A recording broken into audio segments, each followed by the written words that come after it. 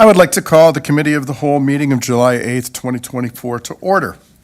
Good evening, everyone. My name is J.D. Pachariva, Councillor and Chair of the Planning and Economic Development Committee. I would like to begin by reading a safety notice in advance of tonight's meeting. In the event of an emergency, please evacuate council chambers to the nearest exit through the chamber doors and obey all instructions given, and if assistance is required, please see our Deputy Clerk. That's Devan, who's sitting here to the right of me. Okay? Once you've evacuated the building, please gather in the front parking lot outside of Town Hall. I would also like to remind attendees of our code of conduct while in the council chambers, pursuant to the Town of Lincoln's procedural bylaw, to please be respectful while others are speaking. And I thank you in advance for your cooperation. Additionally, due to the limited capacity in the council chambers, we request that attendees exit after the agenda item you are interested in has been discussed and the associated motion passed, to provide seatings for others in attendance, should it be required. You can continue watching the remainder of the meeting on our town's YouTube channel. Further, please ensure your cell phones are on silent or turned off. And lastly, the Town of Lincoln Committee of the Whole meetings are posted on our YouTube channel. Closed captioning is available on all of our videos by selecting the closed captioning button on the bottom right of the video. Members of committee are in attendance in person and remotely this evening. We have staff in attendance in person and remotely. Additionally, we have representatives from Landwise, Arcadis, 20 Valley Communities Incorporated, Cherry Hill, at Vineland Homeowners Association, as well as resident delegations attending. Committee, are there any declarations of interest this evening? Okay, I see none. So do members of committee have any amendments to the order of tonight's agenda? Okay, we're good there. Okay, so we have two statutory public meetings this evening. The purpose of each public meeting is to receive and consider items from the public related to each item. The first public meeting is regarding the official plan and zoning bylaw amendment applications by Landwise for 4933 Victoria Avenue North. The second public meeting is to consider the zoning bylaw amendment application by Arcadis for 3411 to 3429 Rittenhouse Road. We will consider the report associated with each item immediately after the statutory public meeting. Sections 22, subsection 1, and 34, subsection 12 of the Planning Act requires that before passing an official plan or zoning bylaw amendment, committee must ensure that sufficient information and materials is available to understand generally the proposal being considered. And committee must hold at least one public meeting for the purpose of giving the public an opportunity to make representations regarding the proposed amendment or amendments. If you wish to be notified of any future meetings or of the adoption of the proposed zoning bylaw amendment with respect to this application, you must submit a written request to the town clerk or sign the attendance sheet at the door. And such request must include the name and address to which such notice should be sent. This will also entitle you to be advised of a possible Ontario Land Tribunal hearing. In accordance with new changes to the Planning Act, the adoption of the proposed zoning bylaw amendment may be appealed to the Ontario Land Tribunal by the owner, the Minister of Municipal Affairs and Housing, a specified person or public body that has an interest in the matter. Third-party appeals are no longer permitted. Personal information is collected under the authority of the Municipal Freedom of Information and Protection of Privacy Act and may be contained in an appendix to a staff report, published in the meeting agenda, delegation list, and or the minutes of the public meeting and are made part of the public record. The Town of Lincoln collects this information in order to make informed decisions on the relevant issues and to notify interested parties of the committee's decisions. Names and addresses contained in submitted correspondence and other information will be available to the public unless the individual expressly requests the town to remove their personal information. The disclosure of this information is governed by the Municipal Freedom of Information and Protection of Privacy Act. Now, There's just something else I wanted to read too. It's available on our town's website, and I just wanted to refresh everyone who maybe haven't had a chance to read it. So, the purpose of the delegation process is to allow residents to make their views known to council, or in this case, committee. Council welcomes and values input, comments, and suggestions. Since council generally considers many issues and concerns at any given time, the following protocol will be observed. When called upon by the chair of the meeting, the delegation representative shall proceed immediately to the podium at the front of the council chambers. Remarks should be brief and to a maximum length of 5 minutes. Discussion on topics other than the subject matter of the delegation request will not be permitted. Subsequent delegations on the same topic will provide new information. Don't be repeating what someone else has already said, please. Delegations must abide by the rules of procedure and public conduct at the meeting. Council chambers is a place of democracy and mutual respect. It's not a sporting arena. So we don't get into cheering or loud outbursts, right? It's a two-way street of mutual respect. The public will accept any decision of the chair and will not enter into a debate with members, other delegations, or staff. Any discourse between members and the delegation will be limited to members asking questions for clarification and obtaining additional relevant information only. Delegations must address their remarks to the chair and members of the committee. After the presentation is complete, delegations must remain at the podium, and the chair will ask members of committee, in this case, if they have any questions. Once all the questions have been asked, the chair will thank delegations for the presentation, and they can return to their seat. Following questions, the committee may or will not entertain any more comments from the delegations. And once again, members of the public are reminded to refrain from making audible comments or noise, in this case, applause, while in the public gallery. Okay? Looking forward to having a great meeting tonight. So, we have 4 registered, that's where my little soliloquy there, I kind of got lost. So, our first public meeting for the official plan and zoning bylaw amendment applications by Landwise for 4933 Victoria Avenue North is now called to order. And our Director of Planning, Mr. Matt Bruder, our Planning and Development, Mr. Matt Bruder will provide introductory comments. Matt, please go ahead. Thank you, Mr. Chair. And as part of my opening comments, I wanted to set the stage a little bit just by talking about kind of the overarching hierarchy of things from a policy perspective that we have to consider when we look at an application such as this, in this case being a mixed-use development consisting of residential units, hotel or commercial space, spa, restaurant-type uses. When we look at policy as a whole, municipalities are required to ensure that their approach, their policies are consistent with provincial policy.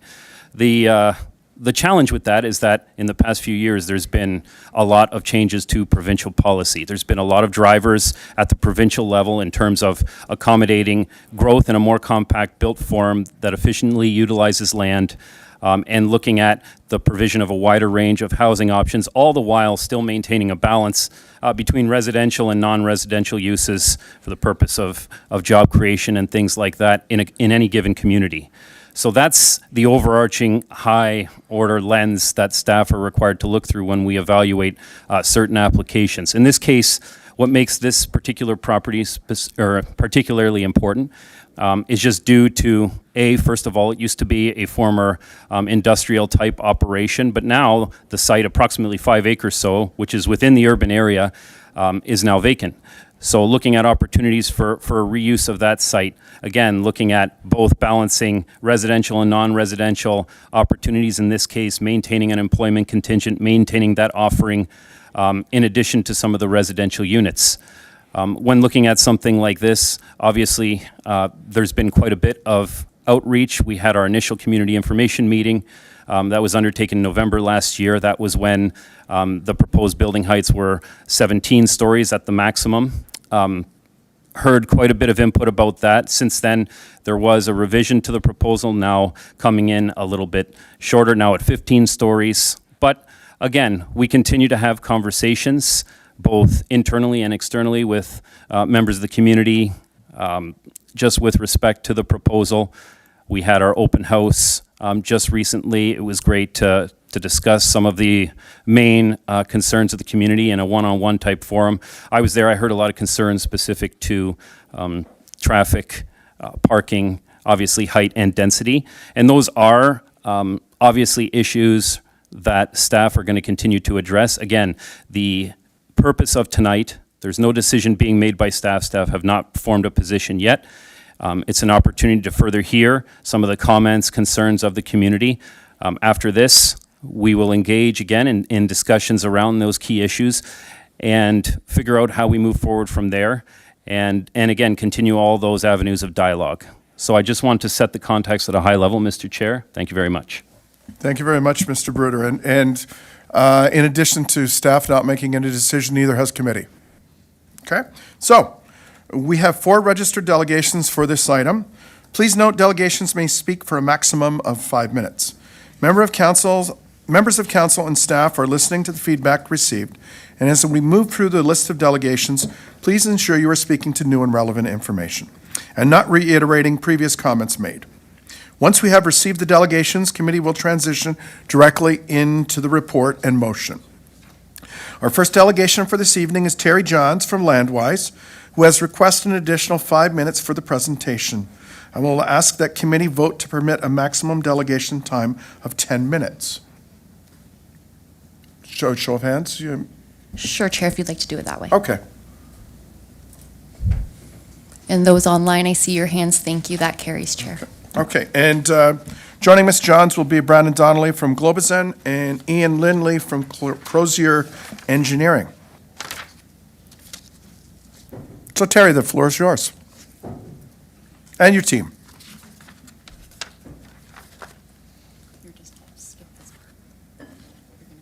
Oh, okay.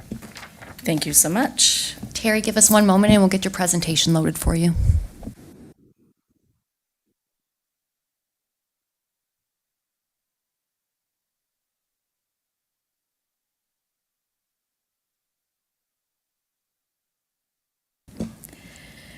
Good evening, Mr. Chair, committee members, staff, and the public. My name is Terry Johns. I'm a registered professional planner and the founder of Landwise. I have with me this evening our senior planner, Caitlin Gillis. I'm representing the application for 4933 Victoria Avenue North. My clients are here with me this evening: Court Holdings, Tracy Murray, and Gareth Maddox. Globozen, we have Brandon Donnelly, Lucas Manuel, and Kieran Boyd. To start, I'd like to thank planning staff for the comprehensive report, and Matt, thank you for your comments. My intent is to provide a high-level planning overview. The majority of our presentation will focus on 2 substantive issues that we've heard: traffic and parking, along with design.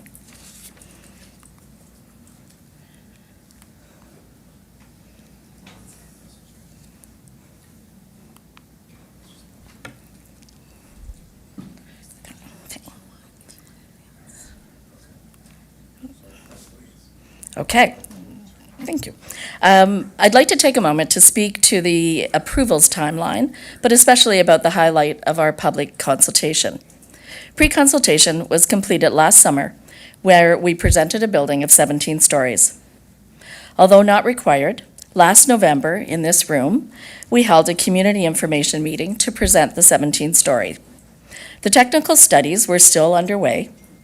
Recognizing the importance of hearing from the public, we wanted to do so prior to full submission.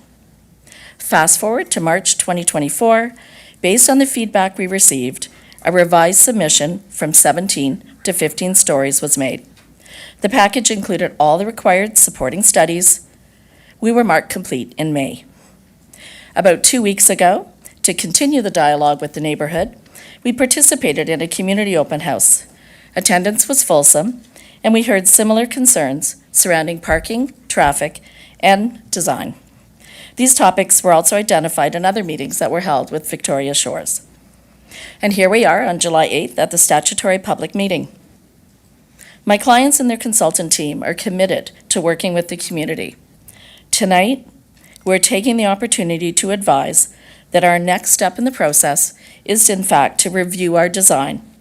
The goal is another revision before we come back in September with a staff recommendation report and a council decision. However, tonight, we'd like to provide some more explanation from our experts in terms of transportation and building design. Here's a list of the supporting studies. These were in the staff report, so I won't go through them. The technical studies support the proposed design as they demonstrate any adverse impacts are mitigated. However, through our consultation with the community, as I said, we continue to work on design. This is an aerial view of the site. It was taken in 2022, prior to the demolition of the industrial buildings. The lakefront site truly is a gem. It offers a rare opportunity to secure public waterfront access through its development. The creek and vegetation that surround the property provide the added benefit of buffering the development away from the surrounding low-density uses. These natural areas will remain largely unchanged, particularly to maintain the separation between the proposed building and Victoria Shores. As noted in the staff report, the secondary plan sets out a vision for a mixed-use complete community at this property. Our goal is to implement this vision by creating a vibrant community with a mix of uses and community spaces. At the time of the secondary plan approval in 2018, there were no architectural plans for the site. As such, the uses were adopted, and the approved height schedule was founded on the design principle of creating a transition. Through the development of architectural plans and technical studies, we have found that the height transition works better in different locations than what was originally envisioned. This, in fact, is the essence of our application. Brandon Donnelly will speak more later about the design elements. On the right-hand side of the slide, you can see that a large portion of the site is proposed to be rezoned to environmental conservation. This was delineated through an environmental impact study to ensure that the creek and natural environment are protected from impacts of the development, but also serving to maintain the setbacks. The proposed land uses reflect, as I said, what's permitted in the secondary plan: the hotel and apartments, restaurants, retail space, and the spa. A generous amount of amenity space is proposed, including publicly accessible park and trail space along the creek and waterfront. The ultimate goal is to provide a high-quality design and encourage a strong sense of place. As a professional planner, I believe the development will have a positive impact on the community. However, we do appreciate that this is a substantive change and that the scale of the development brings concerns about matters such as traffic within the community. So at this time, I'd like to hand over to Ian Lindley, who is a traffic engineer, and will speak to not just traffic, but parking.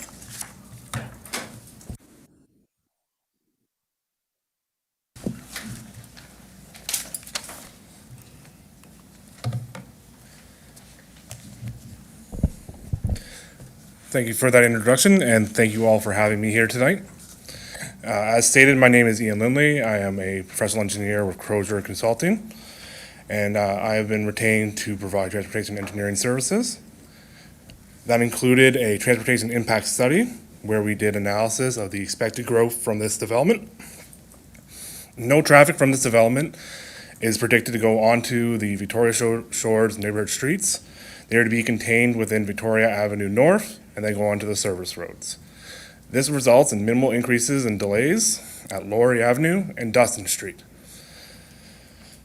Through our analysis, we found that improvements at the study intersections, particularly the North Service Road and other service roads, are required through the overall growth in the area. These include the implementation of traffic signals, additional lanes, and improvements to the signal timing. As part of our analysis, we looked at the expected vehicles that are supposed to operate on the development and found no conflicts with movement throughout the development. In terms of parking, we looked at surveys across Ontario of similar developments and concluded that the proposed parking rate should be sufficient in combination with the bicycle facilities and walkways. I'd like to encourage Brandon Donnelly to speak further on the development.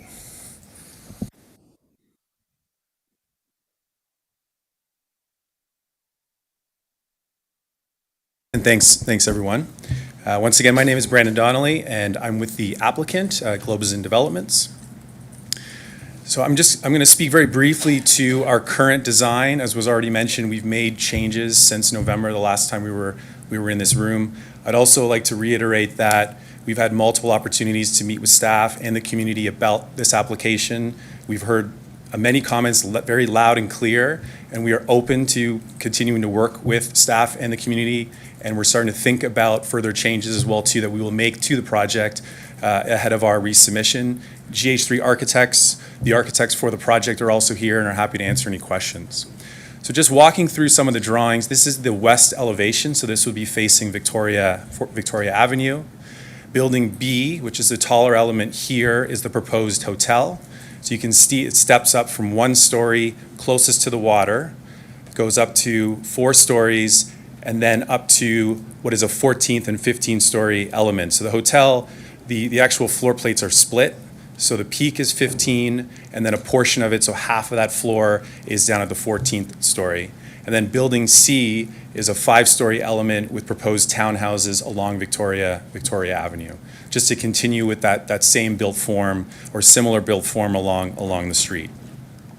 This is the east elevation. So building A on the right side is residential. Building C on the left is also residential. And here you can see how the massing has been tuned to transition to the surrounding neighborhood, also to the waterfront, and really thinking very closely about shadows and how the shadows would move across that site, and trying to come up with an optimal configuration to make sure that the public spaces are illuminated and get natural light. And then again, that we're paying close attention to 45-degree angular planes from the surrounding neighborhood to make sure that we tuck within that envelope.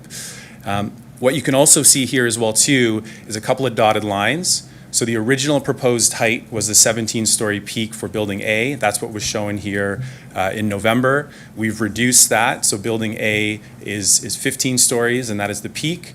Building C is 14, and they step down from there. And again, these are the actual floor plate sizes for these individual volumes are actually quite a bit smaller than your typical floor plate. So that peak at 15 stories is about 3,000 feet, so half of what a typical floor plate would be.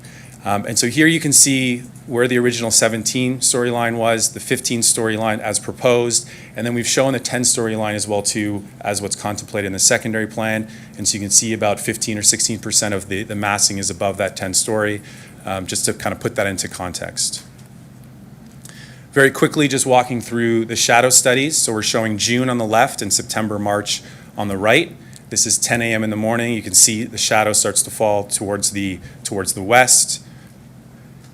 This is 1 p.m., so very little shadow. And here you can also see why we did the terracing the way that it was done, to be able to maximize light along the waterfront. Is that time? It is. So if you can quickly speed through your last Sure. few? Yeah. Very quickly. Okay. Thank you. This is 5 p.m., and the point of this was to show that there's no net new shadows on the Victoria Shores neighborhood until the very end of the day.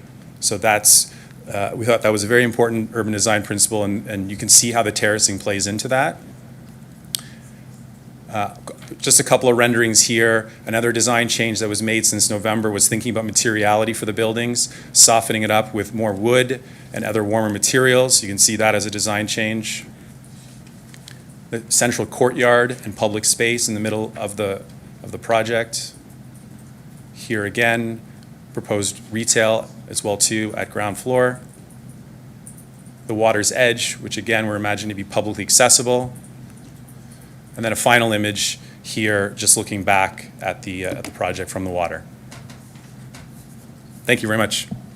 Yeah, Brandon, thank you very much, and thank you for going through those. And it was important, I think, to see the shadowing that you showed, right? The changes. So I appreciate you doing that expeditiously. So No, absolutely. And we're happy to take questions, obviously. yeah, Thank you. excellent. So, are there any clarifying questions to the delegation?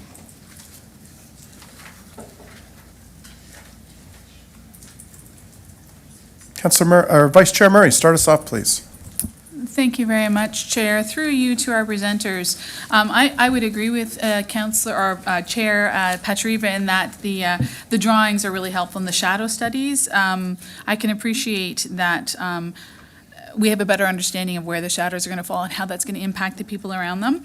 I just wanted to take a look for a minute at your slide number 7, where you talk about the traffic requirements.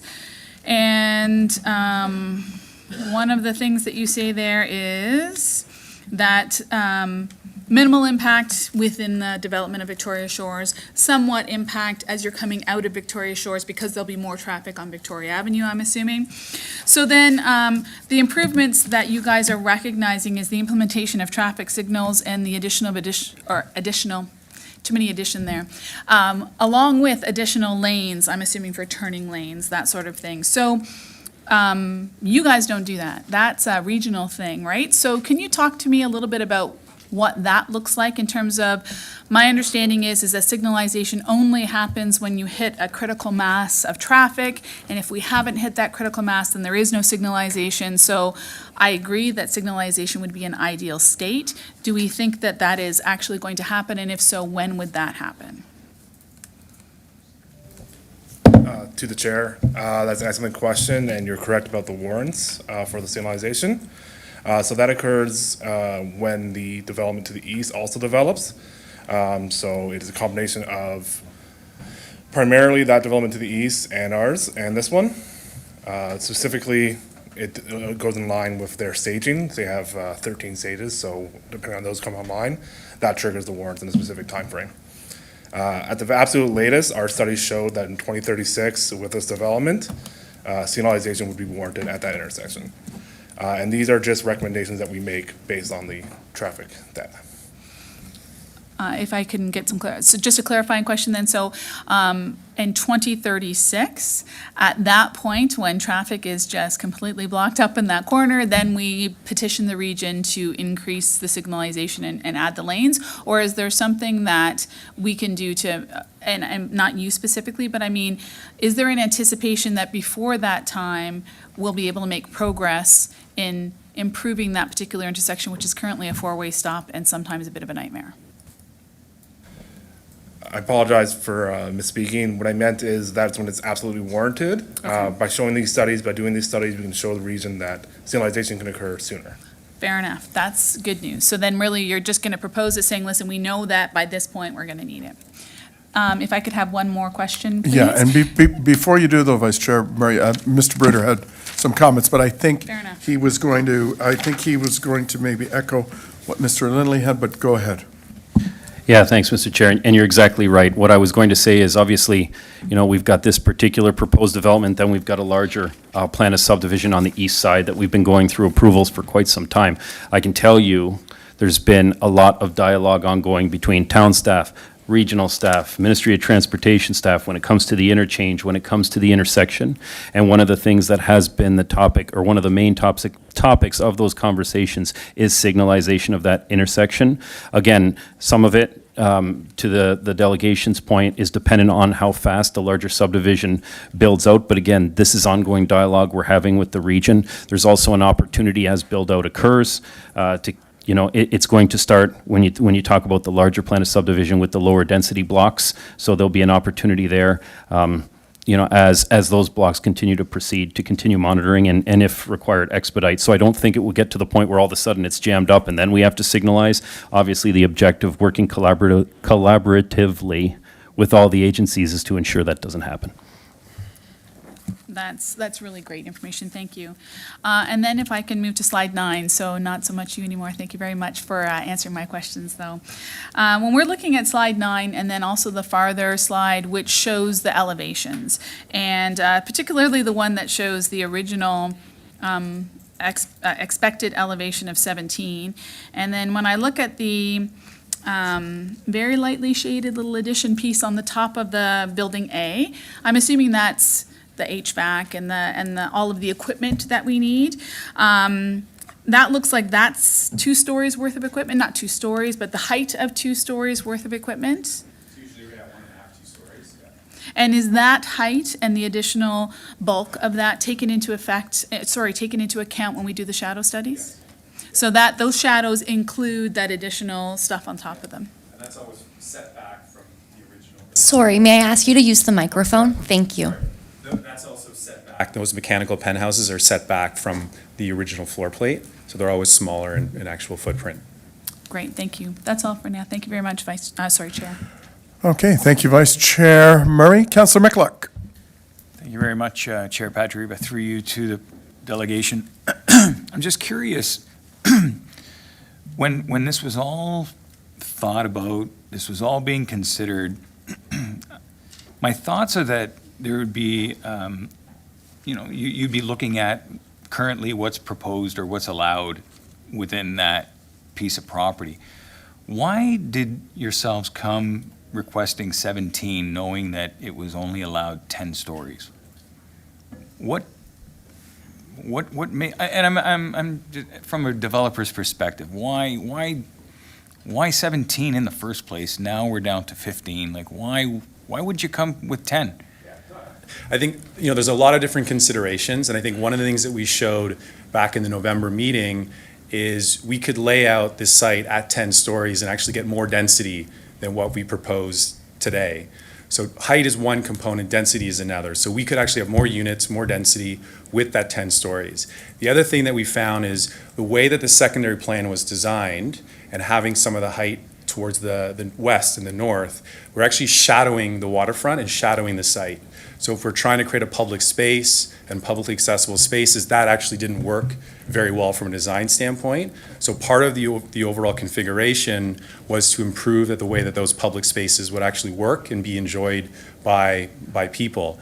And then I think the other element is just the overall tapering of the design. You can see that there are elements that are obviously that are 15 stories, but there are also elements that are a single story and 2 stories and 3 stories. And so the whole site tapers. And again, it just performs better from an experience standpoint. If we did it all at 10 stories, we could put more density, but it wouldn't actually perform as well. So there's sort of give and takes in terms of how the overall massing was designed and laid out.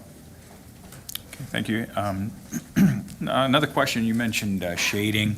That was brought up earlier, and I looked at the shading studies, and they take place at 5 p.m. But I feel like if I'm in my backyard, I don't get home from work, let's say, till 6 o'clock. What's the shading look like for those that might be impacted at, say, 6:30, 7 o'clock, when a lot of us would be hanging out in the backyard? Do we consider that, or is that a consideration, or is 5 p.m. a standard? Those are modeled as well too, and those will be part of the package. And so absolutely, we consider all of the hours. Okay, because that, in my world, that's when I like to have the most sunlight in my backyard in the evening, when, Absolutely. as long as possible. But again, if you look at that 15-story element, and if you look at the shadow studies, it actually misses all of those backyards. So that 15-story element will have no impact on the surrounding backyards there. Okay. And again, these are things that we're happy to look very closely at, and we can sculpt the building to make sure that it performs. Like, that's the objective, is to make sure that the shadows perform very, very well for the surrounding context. And third question, through you, is parking. Parking's always been brought up. It's always brought up.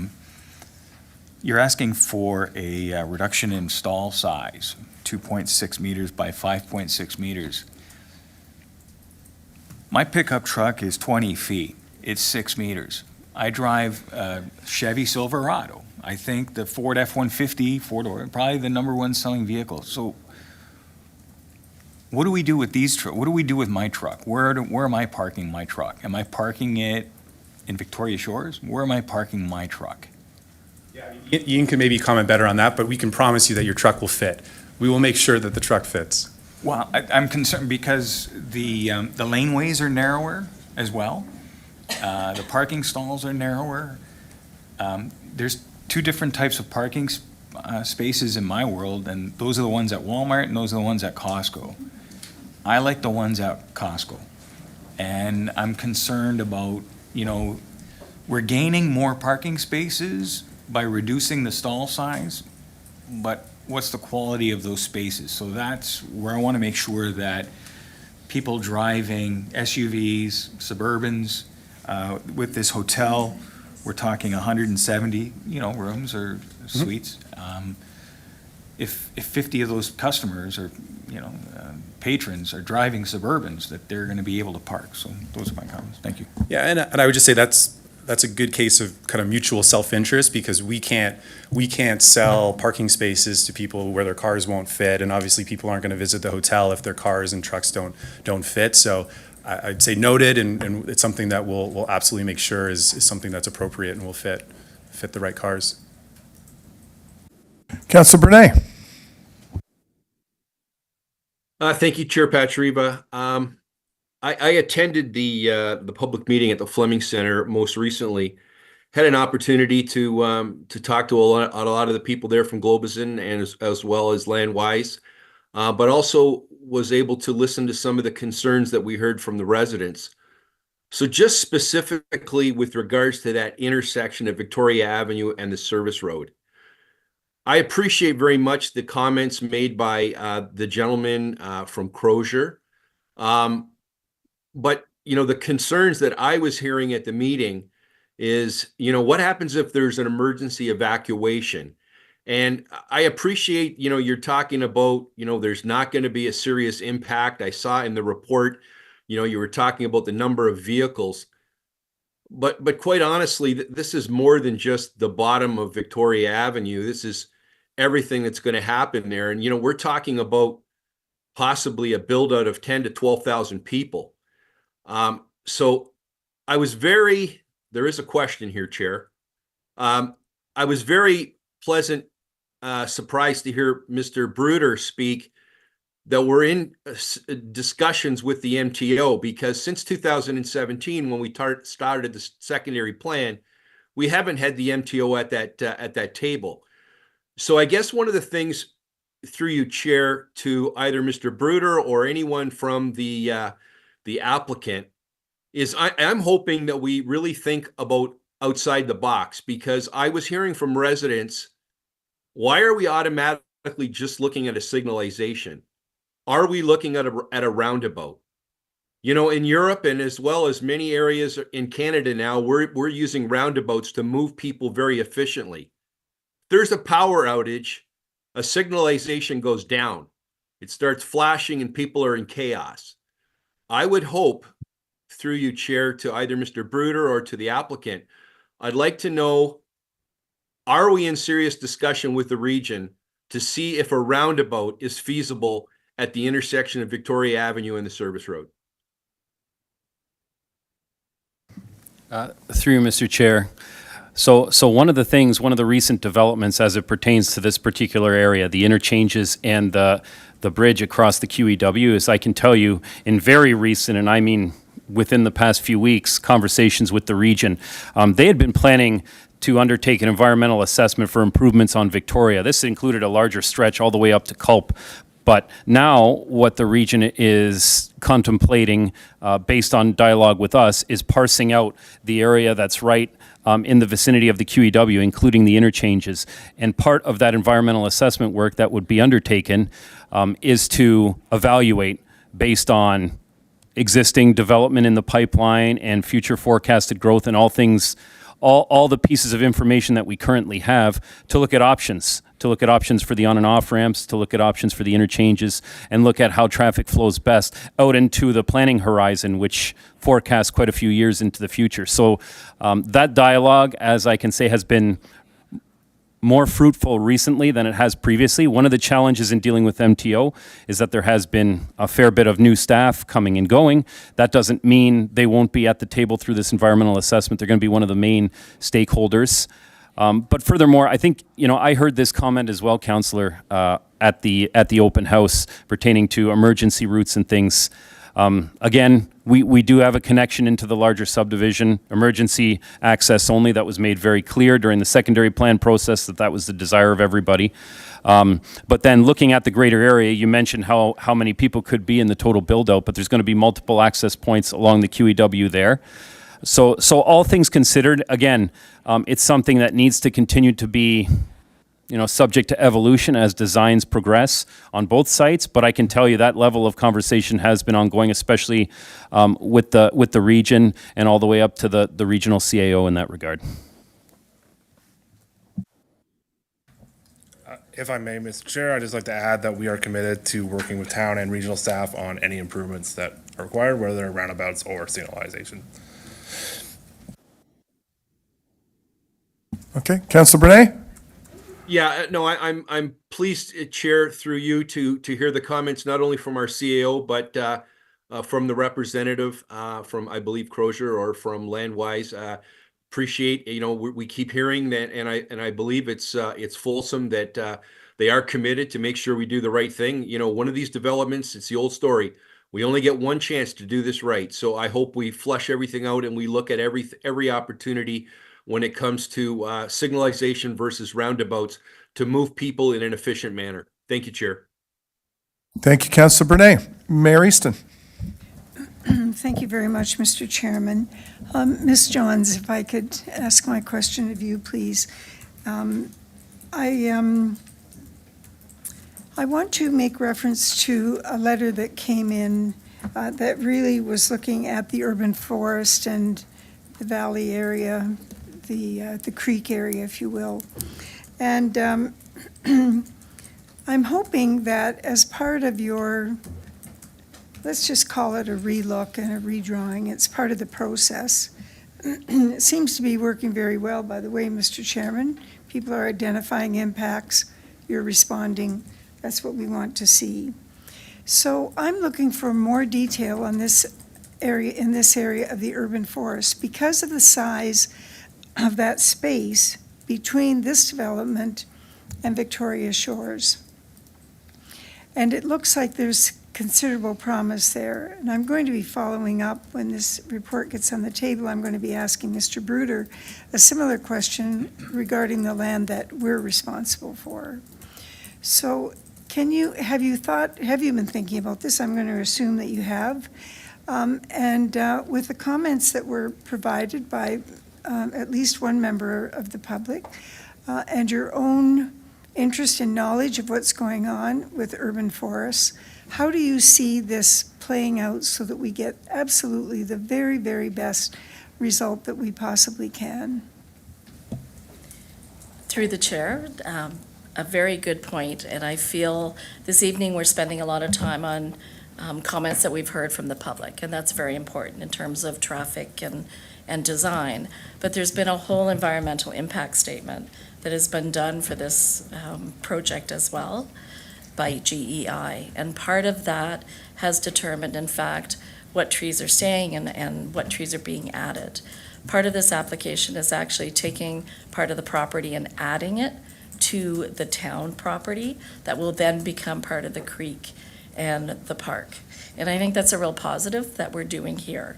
So I don't have detailed answers for you tonight on what that looks like, but that is part of the work that is being done. It is important to this project as well.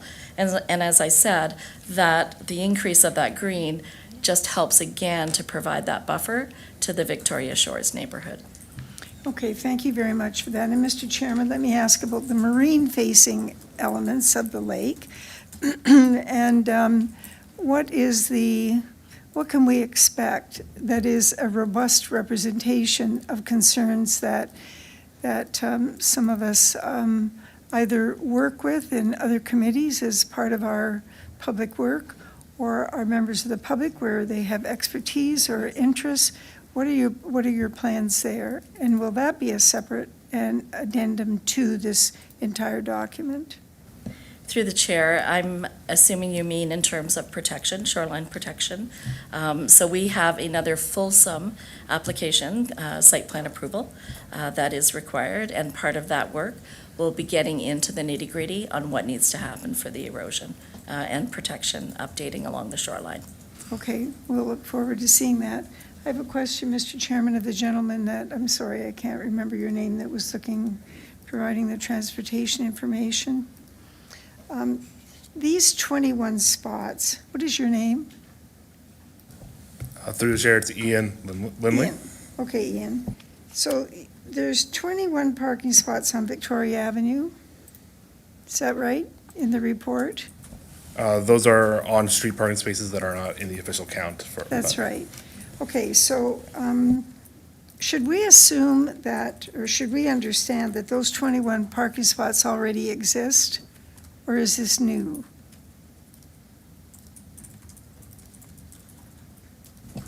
It's not a trick question. Okay.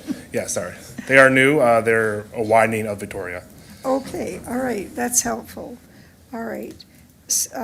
That's important because I was trying to sort out on behalf of the residents whether this was going to be a conflict with current guest parking or whether it was going to be an uptake for the requirements of the project.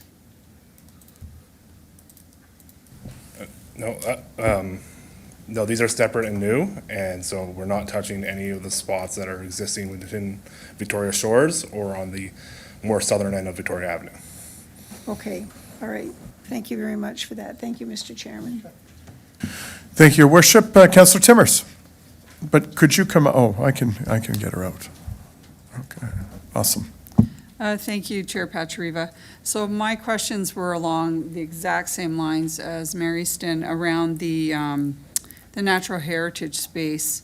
And I know it is a beautiful buffer area, and it does create a very good space between the development and Victoria Shores. And a piece of that, I understand, will be dedicated to the town, 0.75 acres. So I think this is going to come up further with the staff, because I would like to know what the designation is of the lands there, and just state that I have concerns around a trail following the creek. To me, that seems quite invasive with the creek sitting in the center. So I know you've addressed it already, so I'm just going to be looking for some more information. I don't have a specific question, but I just want to put that on the table, that I have concerns around that area. So thank you, Chair. Thank you, Councillor Timmers. Councillor Russell.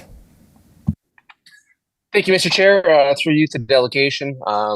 Concerning the residential parking, so I look at slide number 8, and it shows a 1 space per unit. And I'm just wondering what their plans are to try to protect the residents nearby from having the overflow of excess parking going into their neighborhoods. And the reason I asked it, I live near Lincoln's largest condo, currently Utopia, and every day, the building's not yet at capacity, and yet every day we have 10 cars parked every morning, every evening illegally on Green Lane, and we have all of the overflow into our streets in the neighborhood just adjacent to it.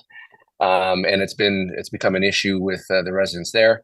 And I'm just wondering, as the developers, I know you guys always have the best intentions, but what can you do to protect the residents of the neighborhoods adjacent to this development from that overflow parking coming and becoming a nuisance on a regular basis?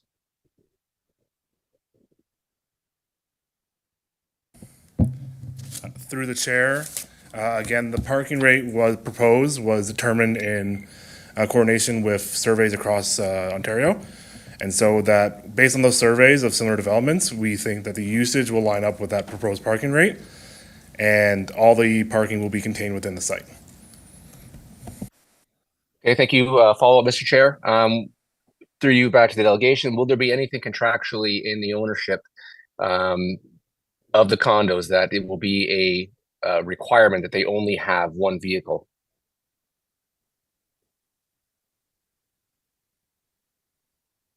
Thank you. I'll answer that. I think, so right now, we're contemplating that the largest units would likely want 2 parking spaces, and that's something that we would offer. The other thing too, and we spoke a lot about this at the open house, is that when we go to market with the condos, we pre-sell them, and people are have to buy their parking spot up front. So it's a good way for us to get feedback from the market. And if people say, I want 2 parking spaces, then we have to provide that. So it's something that we do.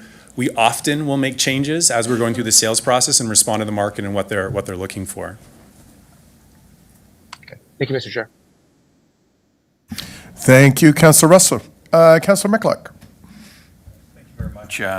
through you to the presenters, just trying to get an idea of the phasing. What's your timelines and what's your phasing? Is it the hotel first, the condos first? Like what, a year, 2 years, 5 years, 10 years? Do these people have to worry if it's 15 years? Yeah, I don't. It's a very good question, and obviously the market today is what the market is today. You know, in an ideal world, a best case scenario, we would love to start pre-sales on the condominiums next summer, and if we could build it all in one phase, that would be great. There is a provision for the north phase to go first, which would be the hotel and the first residential, and then the second phase later on if the market is such that we need to look at that. And we're assuming it would be likely a 3-year build once we start construction. So it's through you, it's looking like 2028, call it in the best case scenario. 2028, if everything goes as per plan. Okay. With the giant caveat that we don't control the market and it is what it is right now, which is a very challenging market. Okay. I just want to make another comment. I think it was, I attended that open house, and I think it's important to recognize that it was I'm sure it was appreciated, like you, yourself, traffic, tree study. There's a lot of people in attendance from your staff, and I think that should be acknowledged, because a lot of times those sorts of open houses don't have that sort of professional expertise available for residents to ask questions at will. So I do appreciate and acknowledge that effort that was made. Thank you. Thank you very much, Councillor Mikulik. We'll move to Councillor Brunet. Thank you, Vice Chair Murray. So yeah, I just wanted to echo Councillor Mikulik's comments. I thought it was one of the best PICs I've been to in a long time, and there was a ton of people there ready to speak on any of the subject matter. So I think the applicant did a wonderful job preparing for that public meeting. Through you, Vice Chair, I'm through to the applicants. I realize maybe this is perceived to be the early stages, but when we go to these public meetings and we see these wonderful renderings and these pictures, especially down at the lake, I'm just trying to understand the proposed concept, that you're showing in some of those slides. Like, for instance, the reflecting pond as depicted, in those presentations. I'm just wondering, is that, and please don't take this the wrong way, is that pie in the sky, or is that something that you're actually looking to roll out? I have to ask that question because when I look at a reflecting pond when Lake Ontario is right beside it, I'm trying to understand the value of a reflecting pond. I'm just wondering if you could comment on that. Thank you. Sure. I would say it's not pie in the sky. It's something we're looking at it. We think it looks beautiful. The other thing we're also thinking about is uses that in the winter. So we're thinking that it could potentially be a small skating rink as well too. One of the things that we've heard from having conversations with hotel groups, which is something that we're trying extremely hard to make a reality, is that they worry about the seasonality of this market and how you bring people here in the winter months.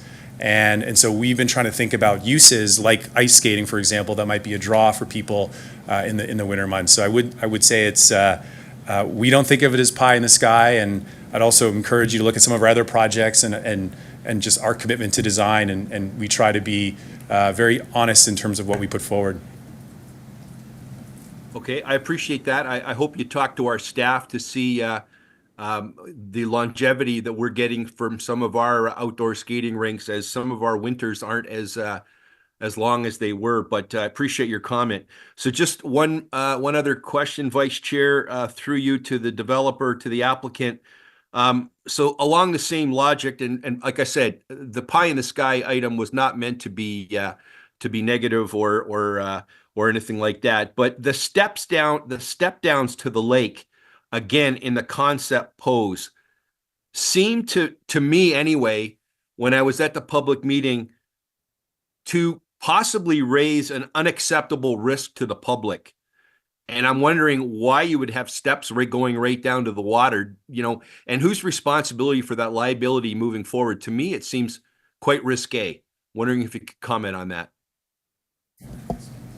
So I would say that part is pie in the sky. Those steps are a bit of artistic license. That would not be possible the way that it's shown there. I will say, so we will have to upgrade the revetment wall. So it does not meet current standards. We will need to upgrade that as part of the development. And those steps would not be possible because those are interfering with the function of that revetment wall. Okay, that's great. Thank you very much, Vice Chair. Appreciate the opportunity to come back a second time. Okay, thank you, Councillor Brunet. Vice Chair Murray, if I can impose on you again, because I've got a couple questions, so. By all means, Chair, please go ahead. Thank you very much. Just a couple quick questions. So, Ian, you had mentioned about, actually, I'm sorry. Sorry, not you. I'm going to put Brandon on the hot seat. So you had talked about pre-sale and parking spaces and things like that. So does that mean that there's a possibility for the parking to increase? And would you look at going underground on it to make that? So right now, the current design is a single P1 level under the site, which supplies the Building A, the first phase of the residential, and then the non-residential component, visitor parking. And then there's an above-grade component that is on the south half of the site that's wrapped with the residential, so it's concealed and you can't see it. So the benefit of doing this is that above grade portion does have some flex to it. So if we needed to add additional parking there, and we've heard parking loud and clear all throughout this process, so if we did need to add additional parking there to meet demand, we could do it. So there's a deliberate design choice to have that flexibility. Okay, that's terrific. So the parking would be contained in that four-story podium, possibly increasing a story. We could potentially, Okay, yeah, exactly. terrific. Vice Chair, if I may, second question.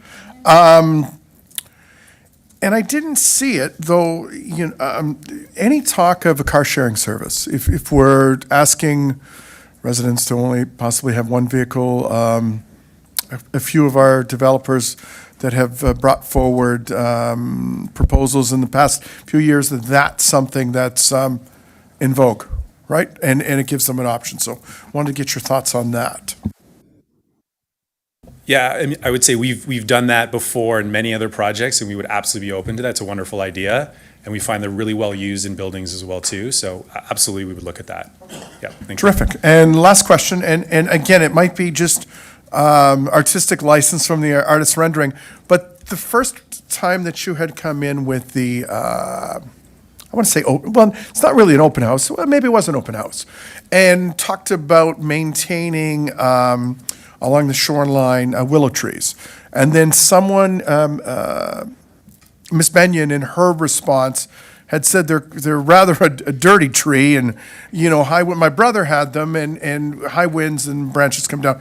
And I noticed they're gone from this. Was that by accident or was that on purpose? We told you we're listening to, Okay, what feedback people have. So. Terrific. Okay, so I noticed that, and in the presentation I saw that. So thank you very much. So, thank you, Vice Chair. That concludes my questions.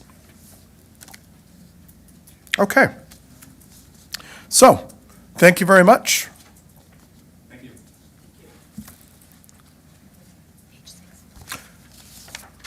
Thank you. Okay. So, our next delegation this evening is Rick Swires. Please go ahead, Rick.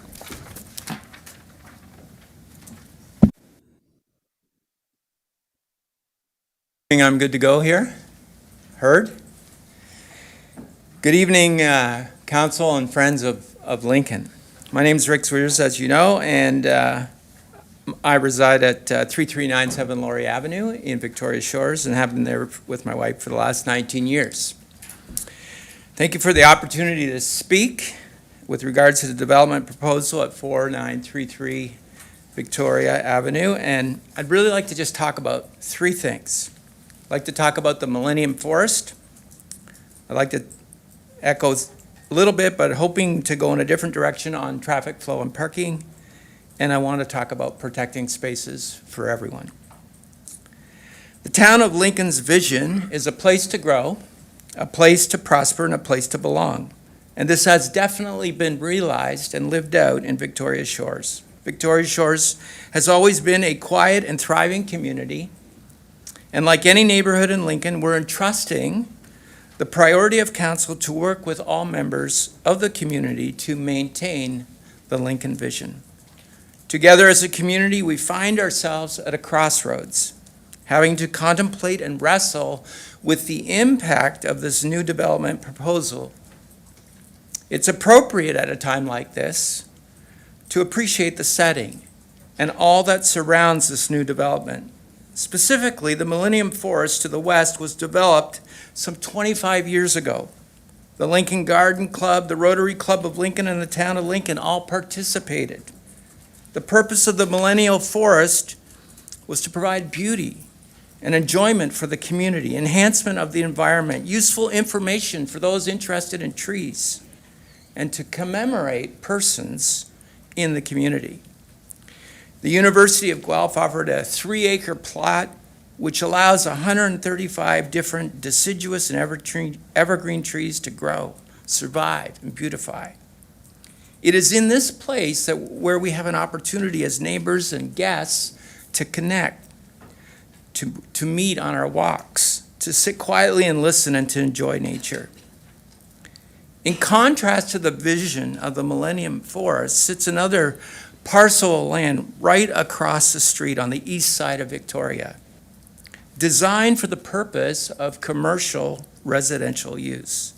130 hotel suites, 396 residential units, 4 building sections of varying heights up to 15 stories, and approximately 637 parking spaces proposed in 1 underground level plus 4 above ground. In all, the proposal is complex. It's massive in scale, overshadowing the neighborhoods to the east and the south, and certainly overshadowing the beauty of the Millennium Forest. The proposed building project will live in sharp contrast to the vision of the Millennium Forest.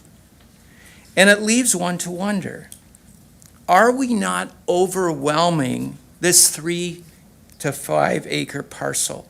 And on top of that, producing an outcome which will overwhelm these quiet surrounding communities and ultimately overwhelm the traffic rhythm of Victoria Avenue.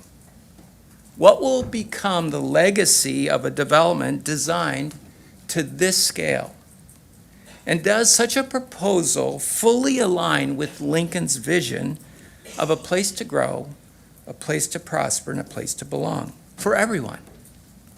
Indeed, these are really big questions, and questions which require further discernment and reflection. In the midst of those questions, we also have concerns that are more specific in nature. Although there has been much discussion surrounding the change in building heights initially proposed in the secondary plan for Prudhome's, the current proposal will allow for 396 housing units, creating a possible population, I'm guessing, of approximately 800 people. The design is suggesting 1.2 cars per unit, and in our minds, this benchmark falls far below the expected needs.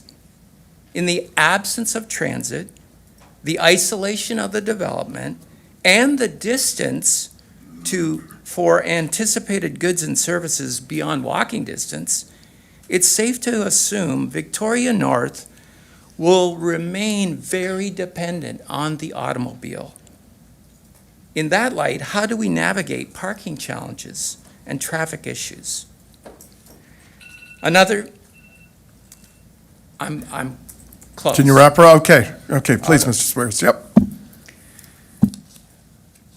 Another concern related to parking is the anticipated entrance to the south side of the development. Currently in the design, this entrance is adjacent to 3 homes.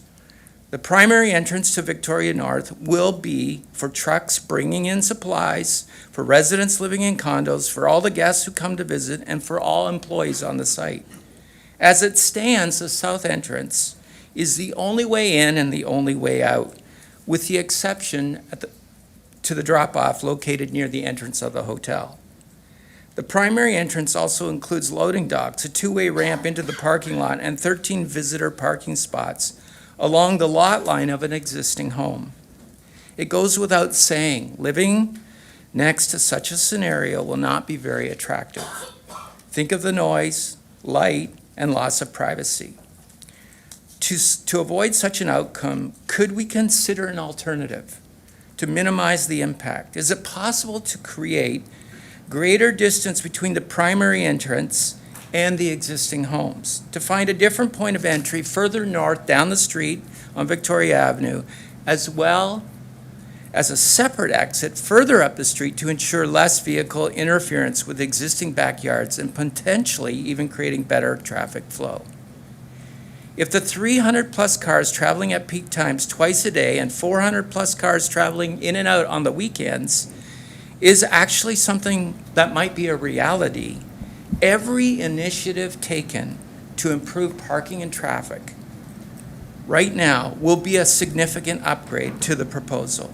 Rick, I'm going to have to stop you there, right? Okay. Okay, you're good? Okay. As good as it can be. Okay. Any questions to Mr. Zwiers, please? Committee?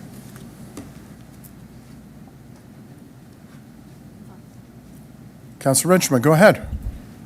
Thank you, Chair Patcheriva. I'm wondering if you've had an opportunity to submit your comments electronically, or if you're going to, so that I know you weren't able to finish your presentation. I haven't done up to this point, but I certainly will take the advantage of doing that. Thank you. Thank you, Mr. Chair. Thank you, Councilor. Good question. Okay, thank you very much, Mr. Zwiers. Our next delegation this evening is John Stainsby. Bless you. However, at John's request, Barbara Eade will be speaking on his behalf. Well, so when you're ready, Barbara, please go ahead. Thank you, Chair Patcheriva. Patcheriva. We should have asked for your pronunciation when we got started. Good evening, and to councillors, town staff, thank you for the opportunity to speak this evening. First, I'd like to bring regrets from Tony Goodrow. Tony is our president of the Victoria Shores Homeowners Association. He would have been here this evening, except for the fact that he is out of town. So I, the secretary of the board, have the privilege to speak with you tonight on behalf of our community. Thank you. The Victoria Shores community understands the need for land development, and we can support the development of the Victoria Avenue property, provided our few and simple requests continue to be addressed. And thank you tonight for committee comments and questions in that vein. As has been discussed with representatives of the town staff, the developers, and owner representatives, these requests are: firstly, that the heights be reduced to levels that are ideally limited to the maximum height approved in the secondary plan and still provide open spaces for residents to enjoy. Secondly, that the allotment of parking spaces be designed and built such that it fully accommodates the population density, including parking for residents, residential visitors, business staff, business customers, and those simply visiting the new gateway to the lake. Most importantly, that sufficient parking is created to avoid overflow into Victoria Shores, which is already short of visitor parking. And lastly, that the town planners and councillors consider the delays the additional traffic associated with the development will cause, and subsequently limit the density and provide the necessary infrastructure to prevent issues getting in and out of our neighborhood. Regarding building height, the town did not land on the notion of building heights of 10.84 by throwing darts at a board, nor did the incremental height of buildings in the secondary plan, the lowest, nearest to Victoria Shores, come about by chance. There were good community design considerations incorporated into that plan, including the minimizing of the visual effect of building a multi-story structure close to single-family homes. A further reduction in building height from the current proposal will not prevent the town from reaching any targets set by the provincial government. As such, we see no reason to abandon those decisions. The current heights conflict significantly with the thoughtful consideration originally given in the authoring of the secondary plan. We understand sun shading and blocking exercises, etc., can contribute new ideas to the plan for the property, but these should not supersede the wisdom and design principles of 10.8.4. We are hopeful that the good dialogue that we've had with the developers in the town will continue to the point where we can all get the best possible outcome. Regarding parking, the town has stated that it wants development on the waterfront to be a gem that attracts people. As such, the town needs to ensure that it does not become a victim of its own success. Lincoln is not a suburb of Toronto, and we know the town does not want it to become or even resemble one. A large metropolitan city such as Toronto, where density is significant, it is necessary for open streetscapes to become regular parking spaces. That is not an issue here in Lincoln currently, but it could become one that has a significant and lasting negative impact on the residents of Victoria Shores, the residents of the new development, and the town's vision for a grand lakefront. Inadequate parking for all does not need to become an issue by default. It only comes about if we design it to be by choice or by accident. Given that the developers are still determining what the target market for the residential units will be, it seems premature to make any assumptions about how many spaces will be required. Agreeing to a number now would only contribute to design by accident consequences.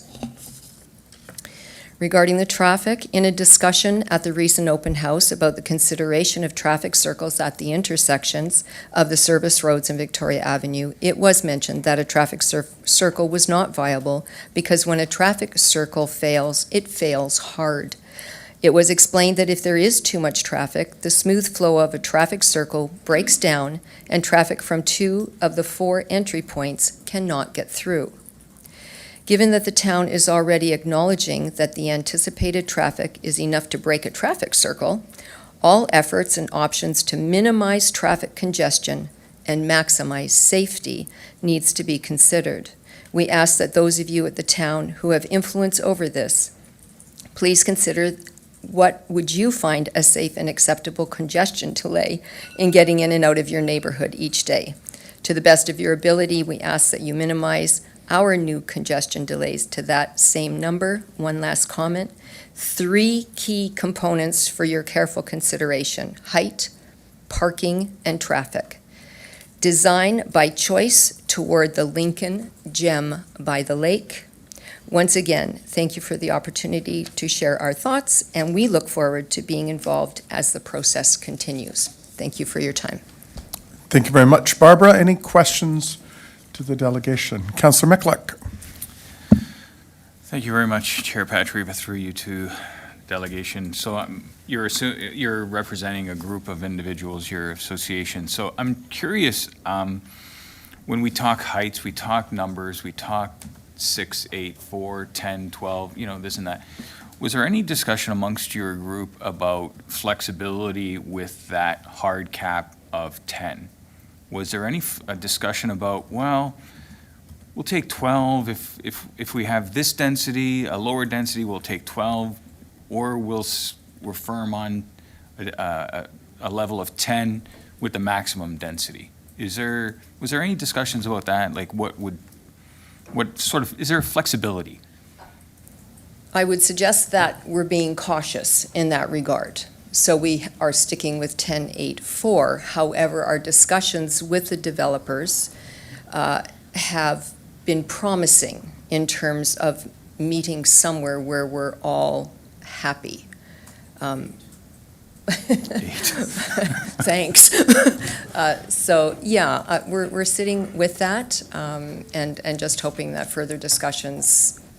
We know there's more to understand about all of this, and we have heard some explanations this evening that are, I would say, hopeful in terms of moving forward. So I think on behalf of a whole group of people, that's as much as I'm comfortable saying. I'm putting you in a difficult position. I know you don't want to speak on behalf of everyone not knowing for sure. So I do appreciate that those discussions are occurring. I'm also pleased to hear that you're pleased with the discussions you're having with the developers, and hoping to, reach as best a solution as possible. Knowing that there is a higher level of government that could look at all of this and say, what is the problem here? What is going on? And that's something that, I just wanted to share is something that we all feel, or we're under pressure as council. So I just want to make that Understood. statement. Thank you. And thank you for taking the time to represent your group. Okay, thank you, Councilor Mikalik. Thank you, Barbara. Our next delegation this evening is Yanis Derkaj. Yanis, please go ahead.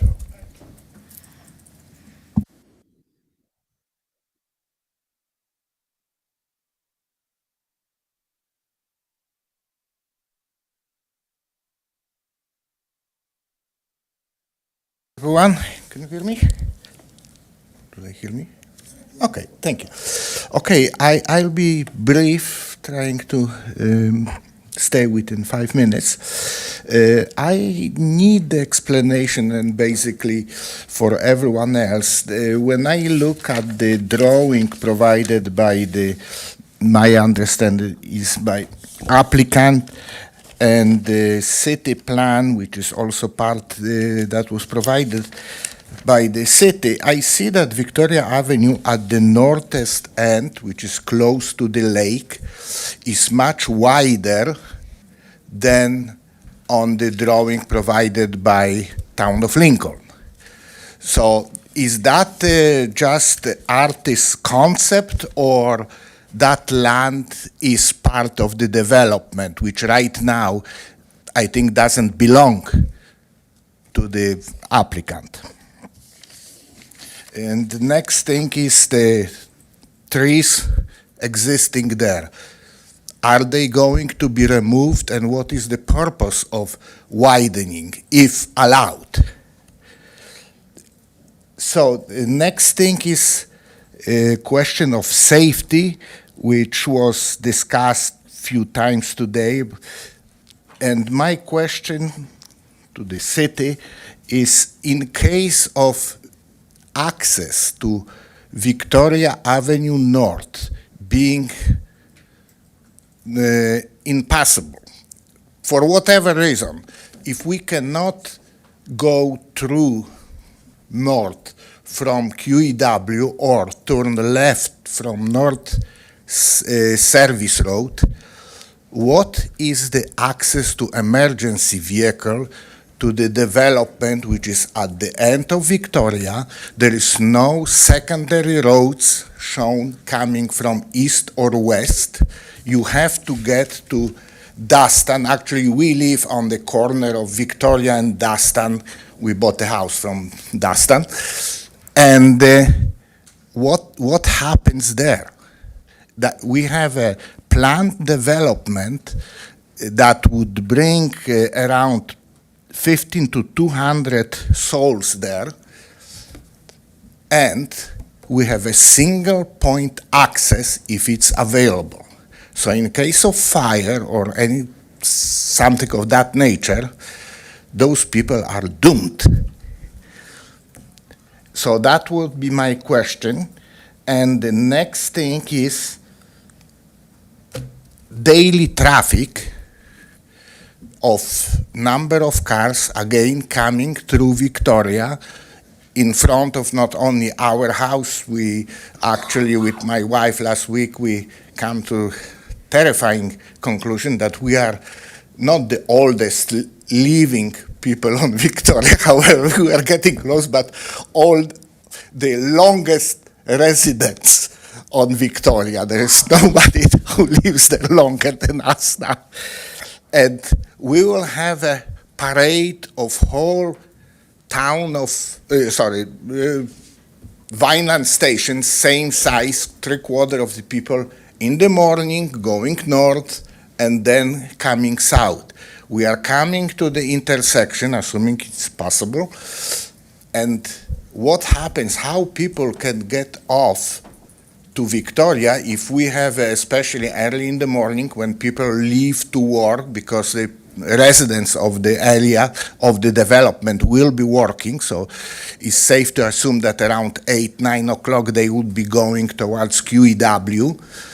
and on the small intersection, right now there is a stop sign, but if you have that many people working, that line will be much longer, and how people from adjacent streets, like from Dustin, will be able to turn left. From what I heard, I understand that there is something in the plans, but if we have a development, those things will not be triggered to widen or to anything else. And do we know what can happen through those years before it's nice and widen? So that's 1, 2, 3 points. That's all for today. Thank you very much, Mr. Durkash. Any questions from committee? Okay. Thank you very much.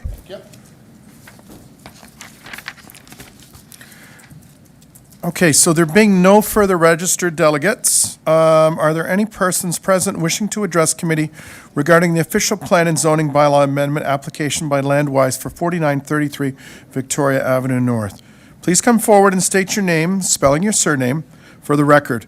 Remember to please ensure you are speaking to new and relevant information. So, we've heard about the Millennium Forest, we've heard about parking, we've heard about height, we've heard about traffic, we've heard about traffic delays, we've heard about tree removal, safety. Is there anything else that's relevant and you're not reiterating previous comments made? As a reminder, you have 5 minutes. Come forward, please.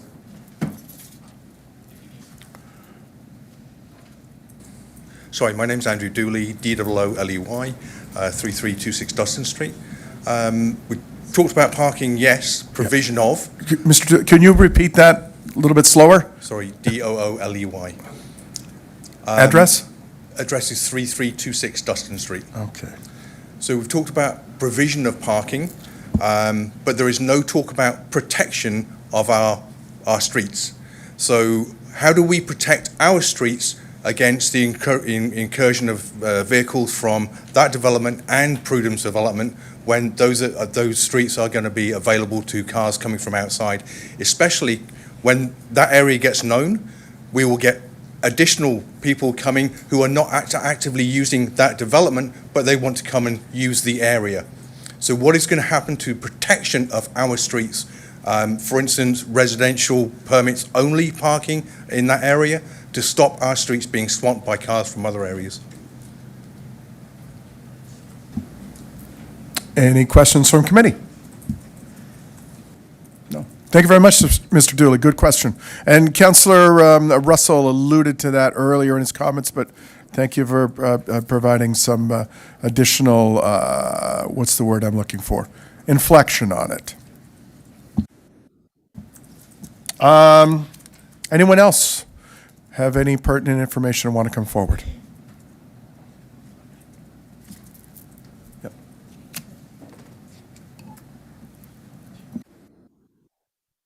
Okay, yeah. Yes, I'm Darlene Horsley, and I live at 4881 Victoria Avenue, and I have lived there for 61 years. My parents built the house that I currently live in. I have some concerns and questions about the bridge that is there, sorry. Can Ms. Horsley come a bit close, yes. There we go. Yeah, okay. They just want to catch you on the camera, Ms. Horsley. Is she good there? Okay. Yes, Thank you. that's fine. So yes, there are two old historical bridges that are on Victoria Avenue, and one near the experimental station. And those are landmarks. They're historical bridges.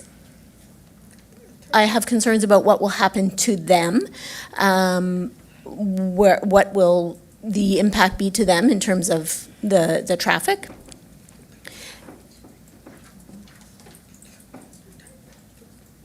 And also talking about the creek, I have the creek that runs through the back of my yard. There currently is no water in that creek right now, as there often is not in the summertime. And in the wintertime, it often is is flooded. So I'm not sure the beauty of the trail beside the creek and how that will actually play out.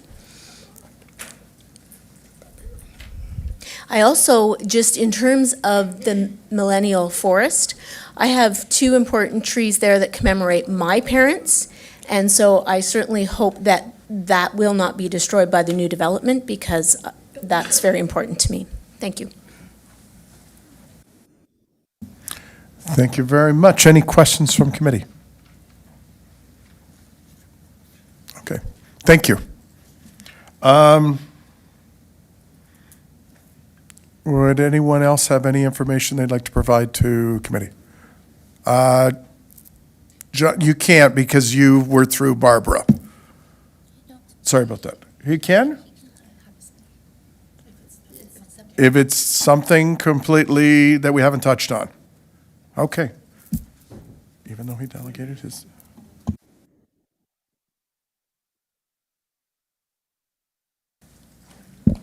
Thank you. John Stainsby, S-T-A-I-N-S-B-Y, 3356 Dustin Street. Just, it's regarding evacuation emergencies and challenges on the QEW. The part that I don't think has been mentioned by anybody, I did read through most of the letters today. They're on the website through the appendices, and thank you for all of that information. And thank you all for all the work that all of you do. With an increase, with a significant increase in the population, approximately 6,000 additional residents, raises serious safety concerns, as our existing infrastructure is not equipped to handle such an influx. Most notably, the absence of a south service road at Jordan Harbor poses a very critical issue. In the event of an accident or closure on the QEW, there would be no viable route for evacuation, detour, creating potential safety hazards. So again, I don't believe that's been mentioned, and hopefully in the thing outside the box, that might be included in some of the conversations around that, but I did want to make sure that that was included tonight. Yeah, no, Mr. Stainsby, thank you very much, because and I raised that issue when we talked about the development at the North Service Road at Ontario Street in Beamsville, so same application, so thank you. New information. Any questions from committee? Thank you very much. Thank you. Any other persons wishing to address committee regarding the official plan and zoning bylaw amendment applications by Landwise for 4993 Victoria Avenue North? Something new? Okay.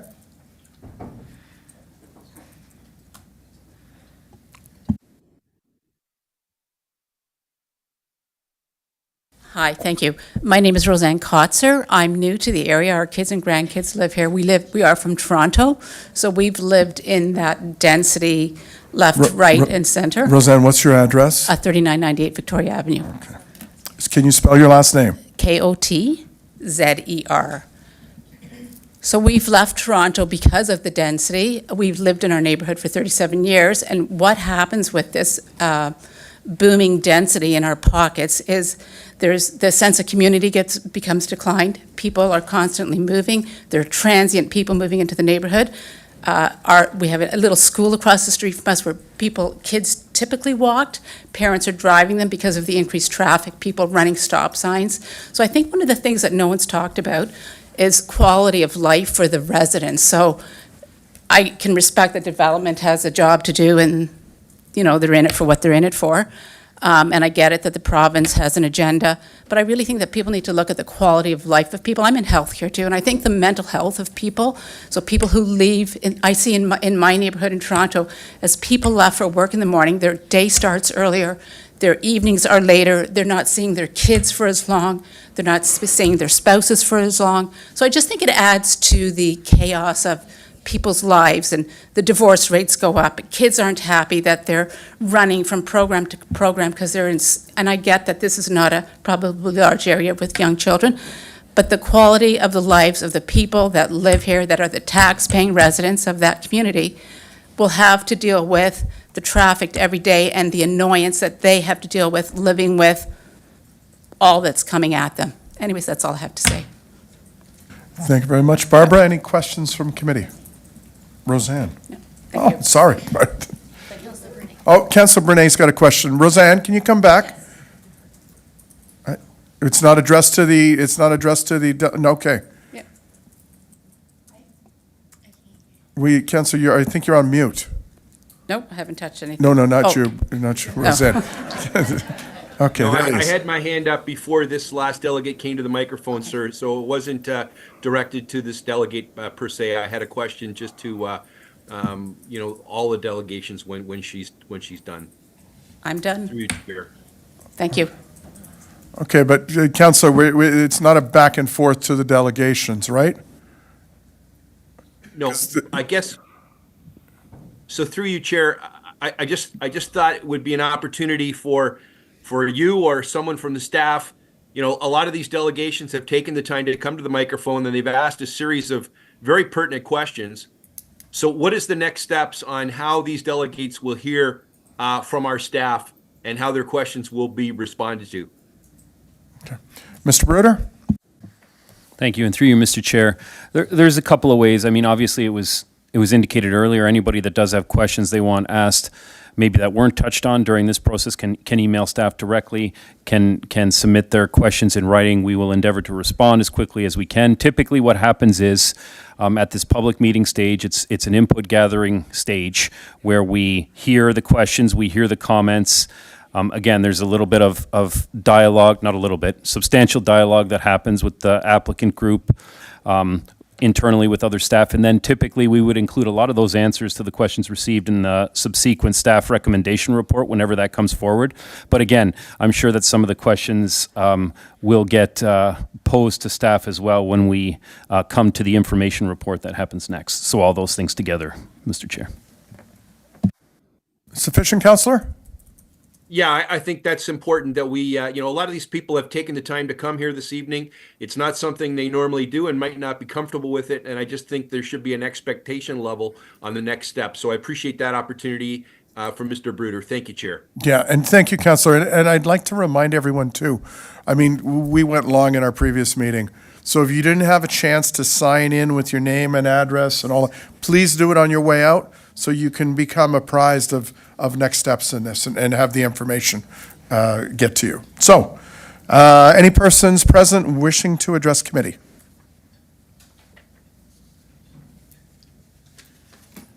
You've already been up, sir. Okay. Okay. Okay. Okay. Charles Coop, KOOP, 4903 Victoria Ave. Just wondering where, long picture here, we have these people live at the end, over there, they're everywhere. Where are they going to shop? Vineland has one store that can barely handle what is there now. I don't know where these people are going to go. Beamsville cannot handle anyone else. It's overloaded. Personal thoughts. But I don't know where these people are going to shop. They can't eat in Vineland. We have 2 restaurants. I guess we're putting one in here, but I don't know where they're going to do stuff. Traffic is going to be extra, extra, extra. We talk about traffic, but we haven't even talked about going to work's one thing, going to buy food's another thing, just stuff. People live. You have to do stuff to live. You have to drive. 160 bike spots, that's not going to do anything. No one has a bike. No one moving in is going to have a bike. But anyways, so yeah, traffic is going to be a disaster. So I'll just stick with traffic. Okay. Any questions from committee? Okay, thank you. Okay, last time. Any persons wishing to address committee regarding the official plan and zoning bylaw on something we haven't touched upon?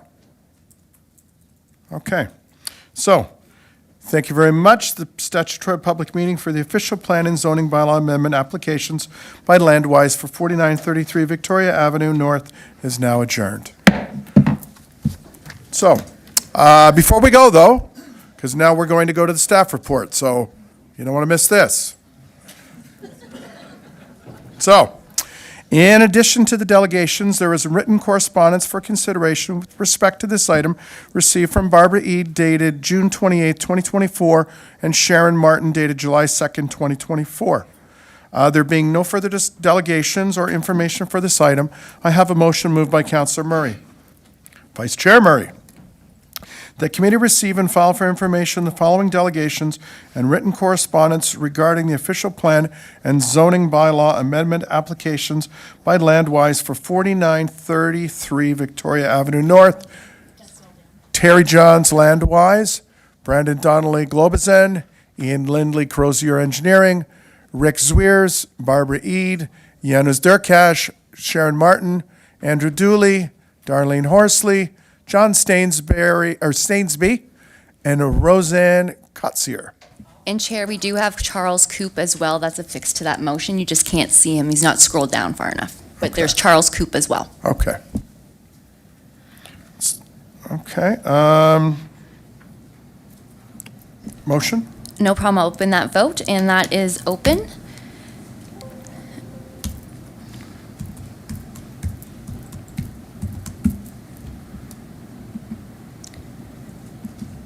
Councillor Rajima? Not coming through for me, so I'm in favor. Thank you. And I'll close that vote, and that motion carries. Thank you, Chair. Okay, thank you very much, Devan. So we will now move directly into report PD 28-24 regarding the official plan and zoning bylaw amendment applications by Landwise for 4933 Victoria Avenue North. Are there any questions from committee to staff with respect to the report? Councillor Michalek. Thank you very much, Chair Patriva. Through you to Mr. Bruder. So, once upon a time, we went through an exercise consulting with the public, working with ourselves to come up with a master plan that came up with the 1084. How did we come up with that number? How did we come up with 1084? Why didn't we say 15, 10, 6 at that time? Why didn't we say 6, 4, 2? How did we come up with 1084? Through you, Mr. Chair. That was, so you're right, back in 2017, 2018, there was a large secondary plan process. We were about to go to the statutory public meeting like this. It was a 2-day session, if I recall, right around the turn of the year into 2018. And there was a request by the landowner at the time for that mixed-use permission that you're talking about, that 10, 8, and 4 stories. However, and I think it was noted earlier that there wasn't at the time an actual detailed architectural set.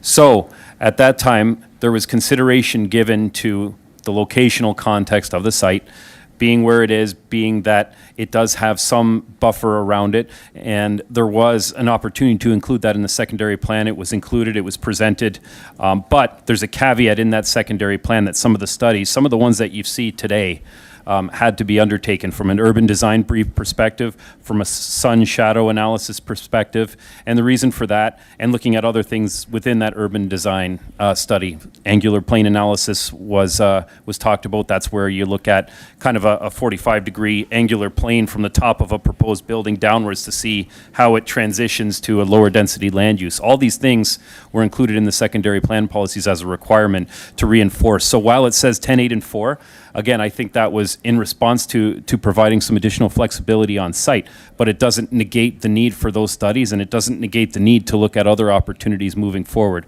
As I've told council many times, we're talking about a secondary plan now that's 6 years old, and we included some of those considerations just because, in planning circles, looking at something multi-years into the future can be a little bit complex. I mentioned earlier, policies keep changing, evolving, different directions, different avenues that staff are required to consider. So all those things aside, that's how we got there, Councillor. I hope that's helpful. Helpful.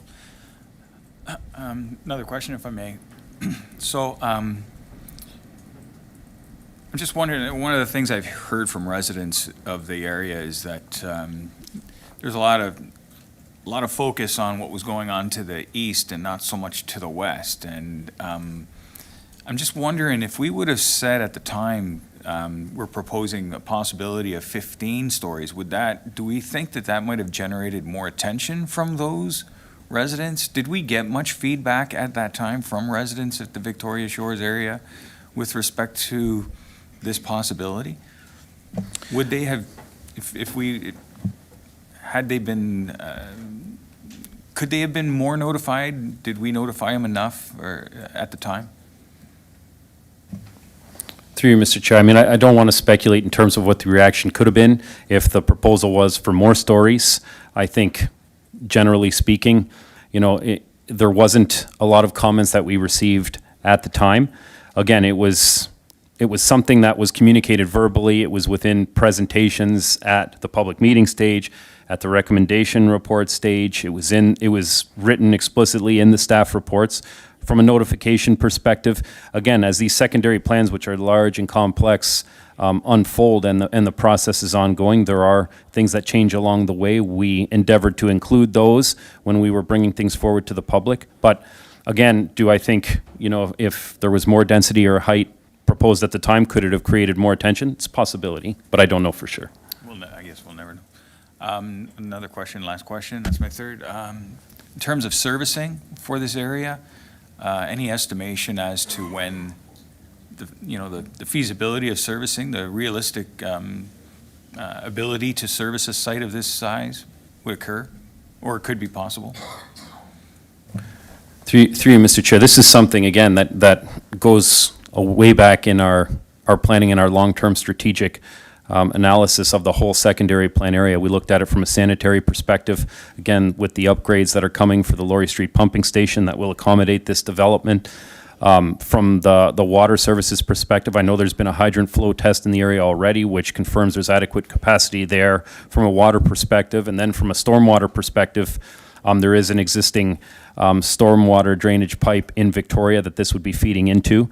And again, there will be some on-site storage for stormwater that's going to occur, but generally speaking, again, at the feasibility level, which we're analyzing right now, there is either available servicing or provisions for adequate servicing to be made available for this property. And again, I think council's aware in situations where there's a little bit of a aligning of timing that needs to happen with some of these upgrades. We have abilities to deal with that. Can be through holding provisions if necessary. It can be through site plan agreements.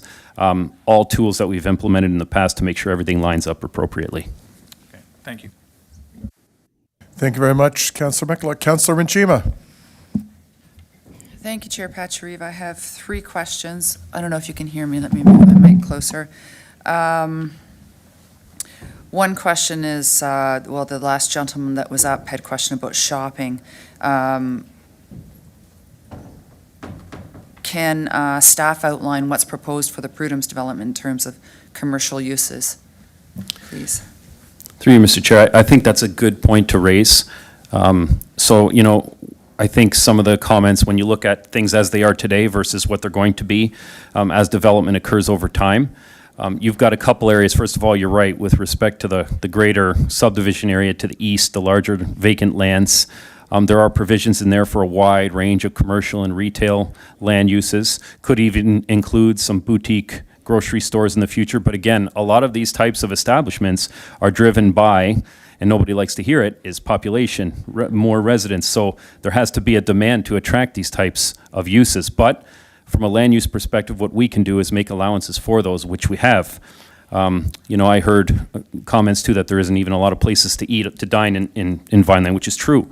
But again, looking at the downtown area as well, and I know traffic aside, I get that point, but there's opportunities for redevelopment there that could be realized over time as well, even in that main core. And I know that that's something that's being looked at as well from a longer term strategic position.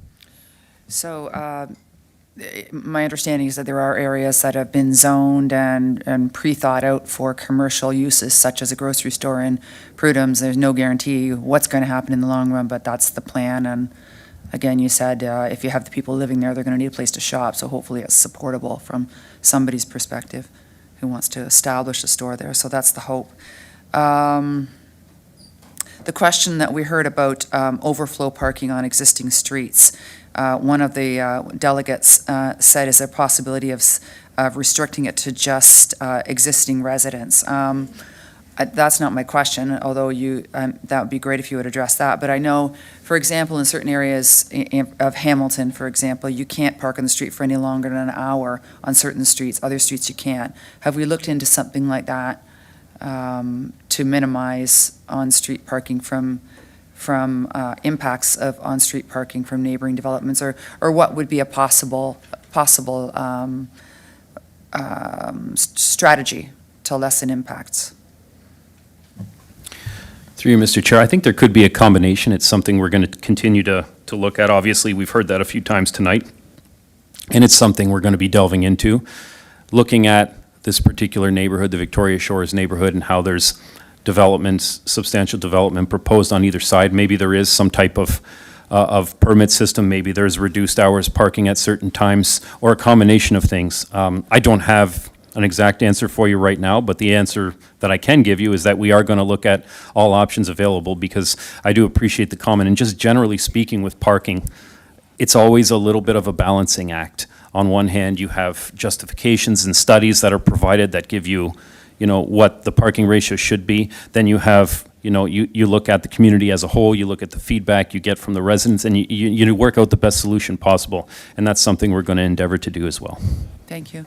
And my final question, Mr. Chair, is the point made about emergency services. How do we look at a development like this, and what our plans are in the long run in terms of emergency services? I know that we have an emergency services coordinator who's here tonight. I know that we spend a lot of time looking into that. What do we do when there's a development like this? How do we forecast out into the future, and what could happen and what we would do about it? Through you, Mr. Chair, why don't I start? Maybe if our chief has anything to add, he can chime in. But we always work hand in hand with our emergency service providers. We circulate everything, even from, a specific development concept all the way up to kind of more fulsome in terms of overall growth projections that we're seeing, things coming down the pipe, with our emergency services colleagues to make sure that there's adequate planning in that regard. I can tell you, with this location, we did look at it even when we looked at the larger subdivision. I know there was a lot of concern about having free-flowing traffic access into Victoria Shores from there, which was fair enough, but we still wanted to maintain that connection for exactly this, which is provision of emergency services to provide another route. So again, it's how we approach it is we make sure we're fulsome in those discussions, and including, again, Chief and his staff in moving forward and planning for these things. We also have a detailed design component should the application get to that stage to iron out things a little bit further, even from a building perspective and looking at safety measures within it. But again, I'll defer to the chief if he's got any further comments.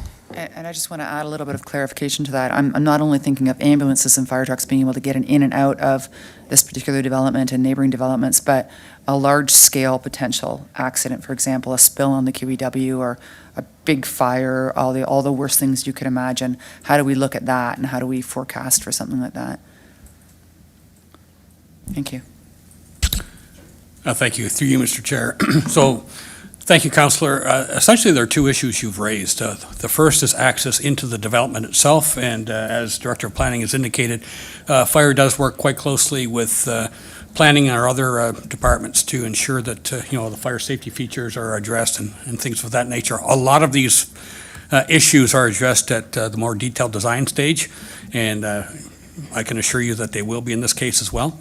The second issue that's been raised by a number of people tonight, and one that we pay particular attention to, is the issue of the increasing traffic on the QEW and what happens in the increasing frequency of incidents on the highway that causes traffic blockage on the highway, which necessitates people coming onto the service roads and other municipal streets. That is an issue of a wider scope. We're looking at the regional and provincial levels as well as the traffic continues to increase. We're looking at emergency detour routes being, we have a number of them in place right now, but the adequacy of the ones that are in place right now, I don't think is perhaps what they were a few years ago. So that's certainly one thing we're looking at. And this is not just an issue that's particular to Lincoln. This is something that's really seen throughout the entire region from Hamilton to St. Catharines. We're all dealing with the same thing in talking to some of my emergency services partners. So that is something that's, we continue to look at. We continue to press forward with the region and the province to come up with some solutions to this issue that concerns us as well. Thank you. Thank you. Thank you, Mr. Chair. Thank you, Councillor. Councillor Reimer. Thank you, Chair Patriva. Through you to staff, just a couple of clarifying questions. One with shoreline protection, and the mayor touched on it briefly in her questions to the Landwise presentation. And I only ask because of the study that's going on to the west of Victoria Avenue, right? At one time, we never thought that infrastructure was going to be gone or compromised. So Brandon had mentioned that the current shoreline protection is deficient and needs to be replaced at the developer's cost. Once that's done, whose is that? Through you. Through you, Mr. Chair, I think it kind of depends. If we've got some public realm along the waterfront there in front of the proposed development, I think we have to do a little bit further work in terms of how all that plays out and what that looks like. At the end of the day, if there's going to be, I think the whole thing is it's going to be a privately owned but publicly accessible. In that case, it would still remain private ownership. So then there would need to be a commitment to make sure that the revetment and everything has a service life that's adequate. But considering that model as it's currently proposed, it would remain private in that sense. Okay, and I only follow up, Chair Patrick, I only asked that because of the issue we have with given ways and not given ways and what we own and what we don't own. So if it's private, that's fine. I just didn't know what the similar to some of the other developments we have public access, but it's privately owned. So thank you. One other question with regards to parking. On page 26 of the staff report, we need a little more parking. We haven't heard enough yet. In the chart on section 4.1, the breakdown and the rationalization is great. I like the way it's been laid out in this graph. And it talks about 396 parking spaces for the residential, which is compliant. And I like that it's separated in the calculation. Is that going to be physically separated in the building? And what I mean by that is, will residential and visitor parking be separated from the commercial part of it? I'm assuming it would be somewhat, only to make this work, but I'm just asking that question. Yeah, through you, Mr. Chair, it's a good question, but yeah, they would have to be, just because, again, you have to meet that. So through a pass or yeah, or just some type markings or something of the like, though, Okay. but they would be separated, yes. Right. Thank you, Matt. Thanks, Chair Patriva. Okay, thank you, Councillor Reimer. Councillor Brunei. Yeah, thank you, Chair Patriva. Just had a question through you to Mr. Bruder. When I look at page 8 of the report, I look at a long list of supporting materials that the applicant has submitted. Everything from, planning justification to the sun shadow study, the pedestrian level wind study, noise impact, transportation, arborist reports, environmental impact, shoreline protection. I could go on, but it's a long list. So I'm wondering through you, Chair, to Mr. Bruder, I wonder if you could talk about the process that takes place behind the scenes with regards to this supporting material that we receive from an applicant. It's one thing for someone to come to a microphone and say, we've looked at a transportation impact, we've looked at a sun shadow study, and here's our results. But how do we flush that out? There are a lot of agencies that should be involved in this, whether it's the Great Lakes, whether it's the region. I could go on, but how do we flush these materials out so, with all due respect to any applicant, that we're just not accepting them at face value? Do we go to a third-party peer review to look at some of this stuff, or what is the process on the supporting materials? Through you, Mr. Chair, when we get an application, certainly one in this magnitude, there's a variety of specialist reports, like what you're saying, and a lot of them pertain to different things, different expertise in different areas. When we get these submissions, we do have a variety of agencies involved. We have a long running list of agency contacts, and we circulate them. So it's not just the town planner looking at all these reports and saying, yep, they're good to go. There's a multifaceted level of review that goes into each of these. When you look at traffic, let's pick that one because that's been a topic of conversation tonight. Again, there would be multiple lenses there. There would be our public works colleagues at the town. There would be regional public works and long-term strategic infrastructure planning at the region. There would be the Ministry of Transportation. We have all of our utility providers that get circulated on pertinent drawings and things from a shoreline standpoint. You've got the Ministry of Natural Resources, sometimes the Department of Fisheries and Oceans. Anybody that needs to be circulated these reports in order to receive their level of expertise and their review is undertaken. Even with some of these agencies, we have essentially MOUs, memorandums of understanding of when they get involved and how they scope the reviews. We have that with the region. We have that with the Conservation Authority. So again, it's a multifaceted level of review. You mentioned peer reviews. That is something that we do from time to time, not all the time, but occasionally there is, the need or maybe a driver to vet things a little bit further through a third-party reviewer, especially in complex situations. So that is something that we can look at. From an urban design perspective, we've done that before. From a servicing and traffic perspective, we've done it there too. It happens. It kind of depends on the reports submitted. But yeah, I hope that answers your question, Councillor. Yeah, that's great. I appreciate that, Mr. Bruder. And through you, Mr. Chair, just an additional question to Mr. Bruder, through you. Yeah, go ahead. So Matt, I'm just trying to understand, we talk about all the time, we talk about climate change and we talk about biodiversity and we talk about sustainability. But we're now talking about, and not just this application, it's in front of us all the time, where we're looking at with applications which we're looking at higher buildings. And especially in a case where it's right on Lake Ontario, where we've got we've got wildlife, we've got stuff that have functioned for decades and for many years, and now we're talking about putting high-rise buildings up here. How do we ensure that what the developer tells us when they come to a meeting, or when we hear resident complaints or concerns rather, when we go to an official plan public meeting, when, just as an example, people are talking about these tall buildings, how do we ensure, for just as an example, that this is going to be a bird-friendly design and that the glazing on the windows are going to be appropriate on this building as we move forward? That's just one example.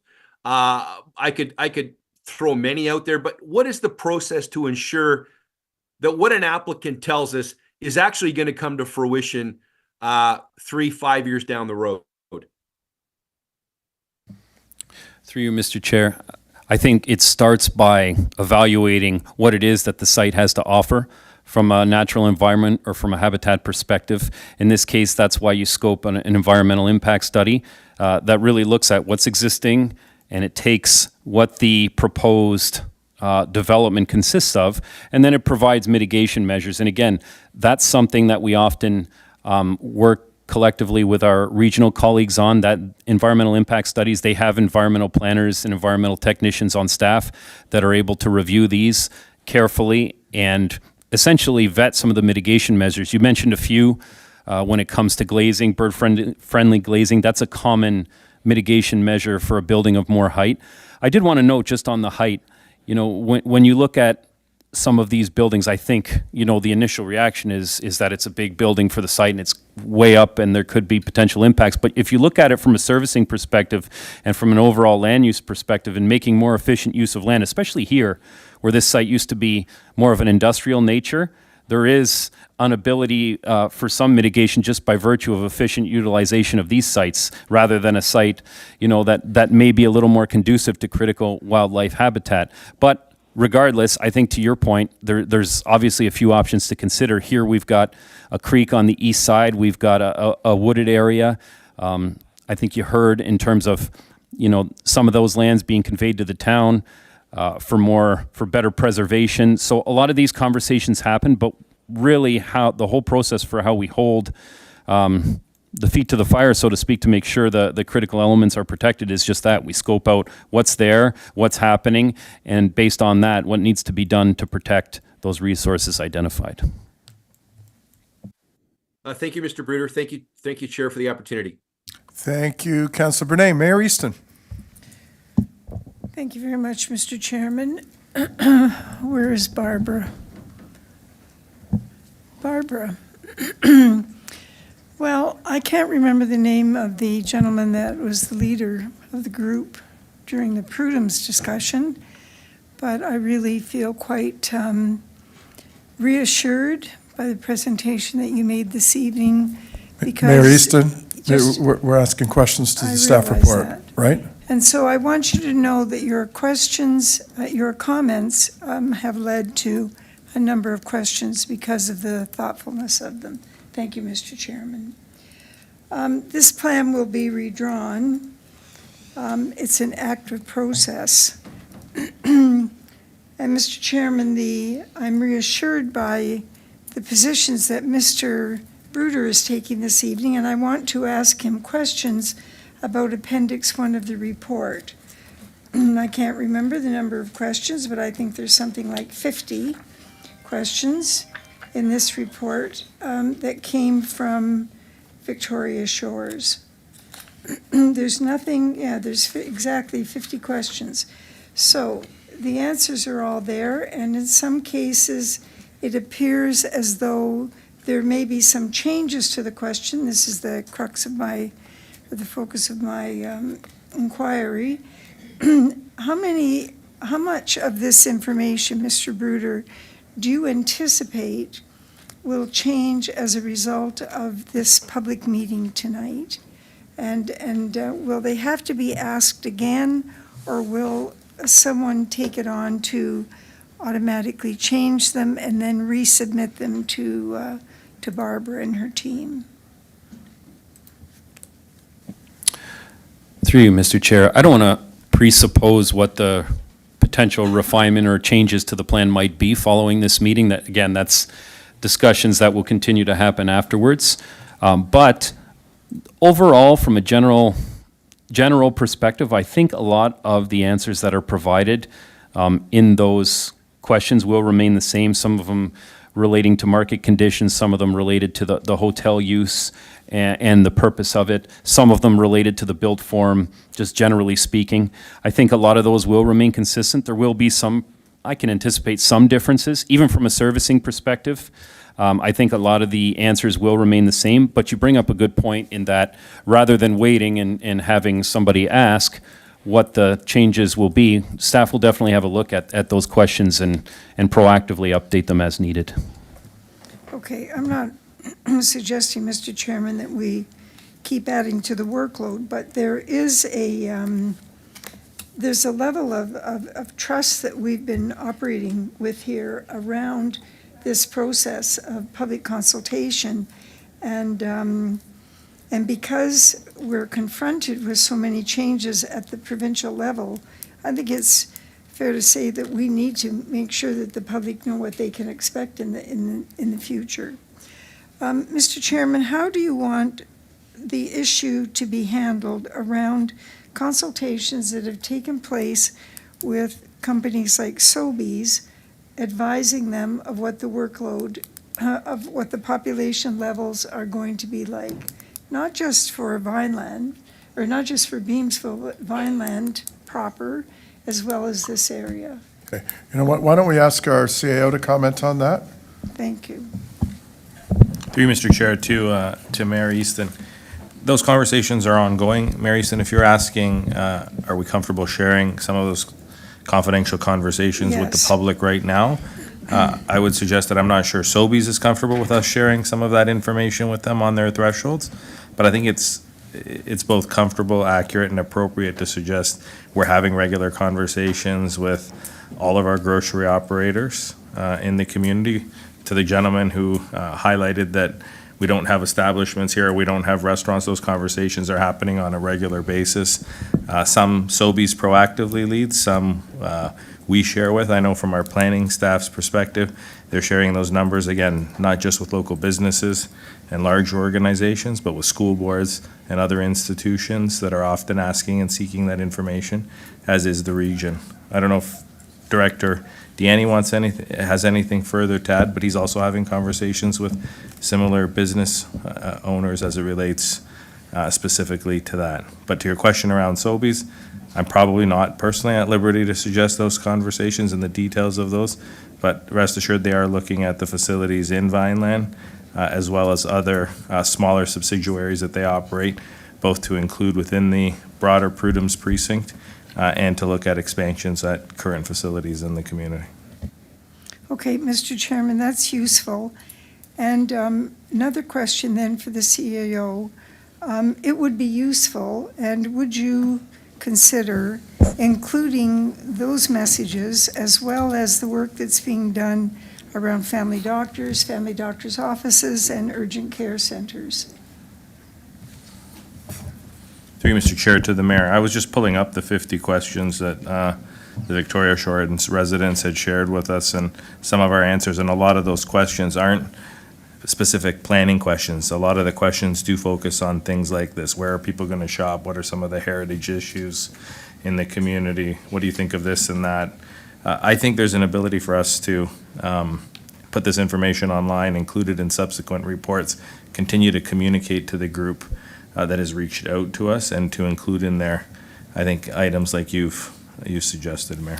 Okay, that's great. And Mr. Chairman, just be patient with me. This is my third question. We have 5 examples in the town of roads that have been truncated due to political pressure.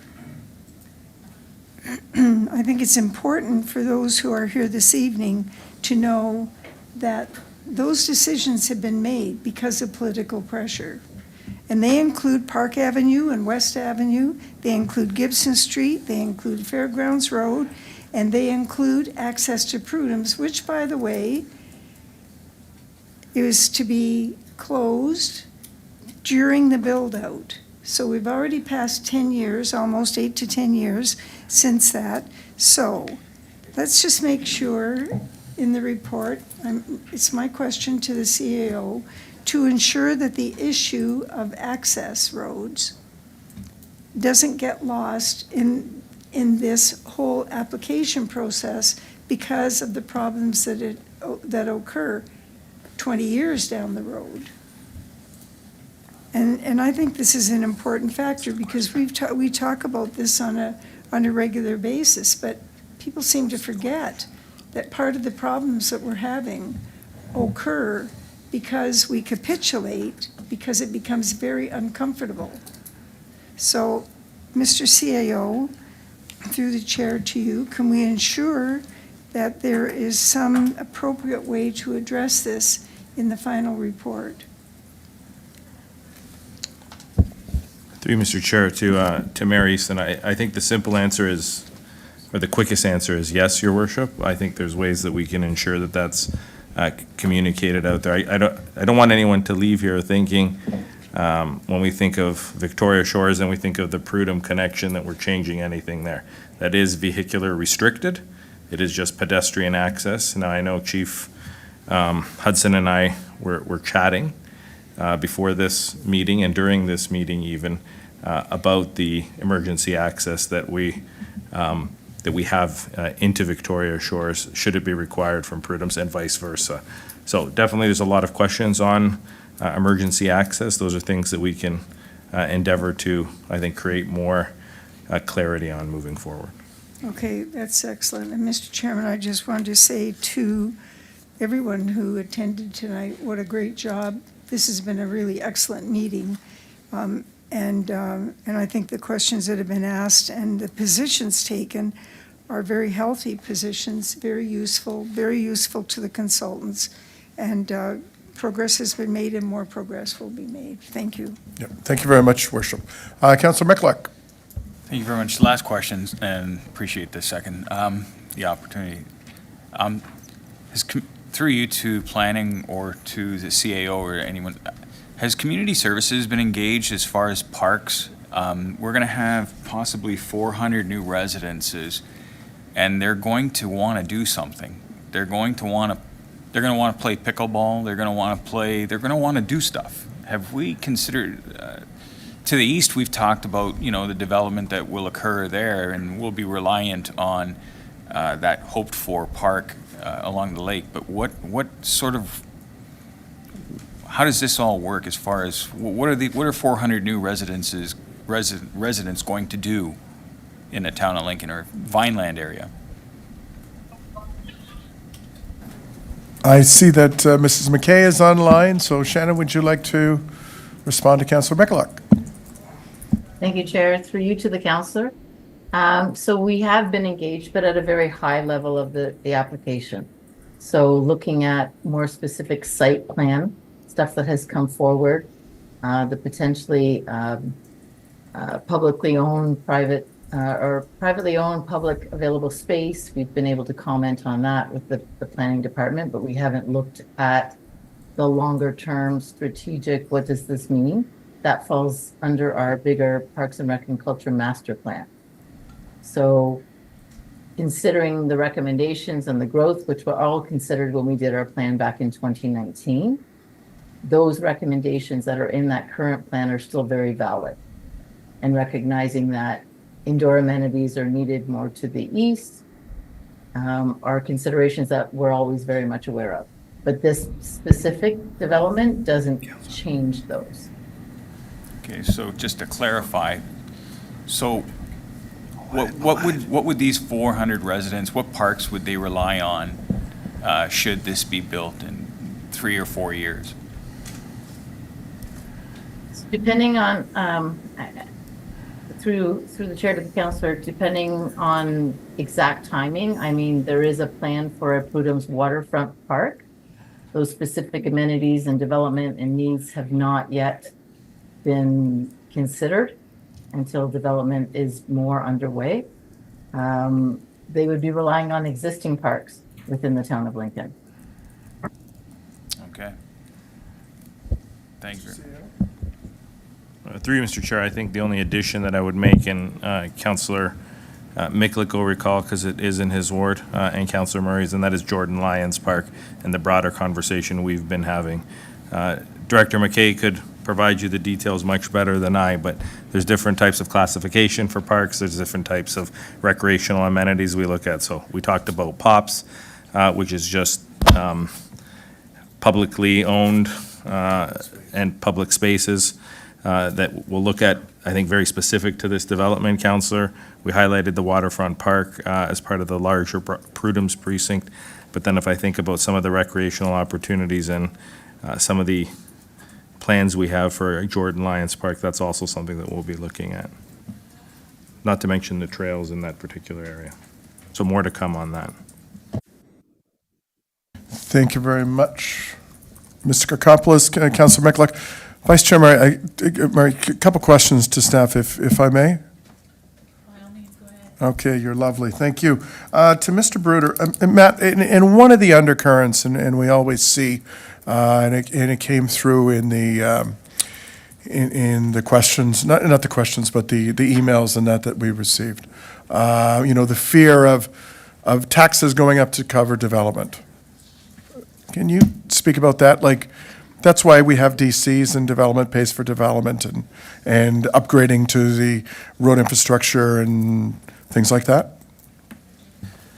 Yeah.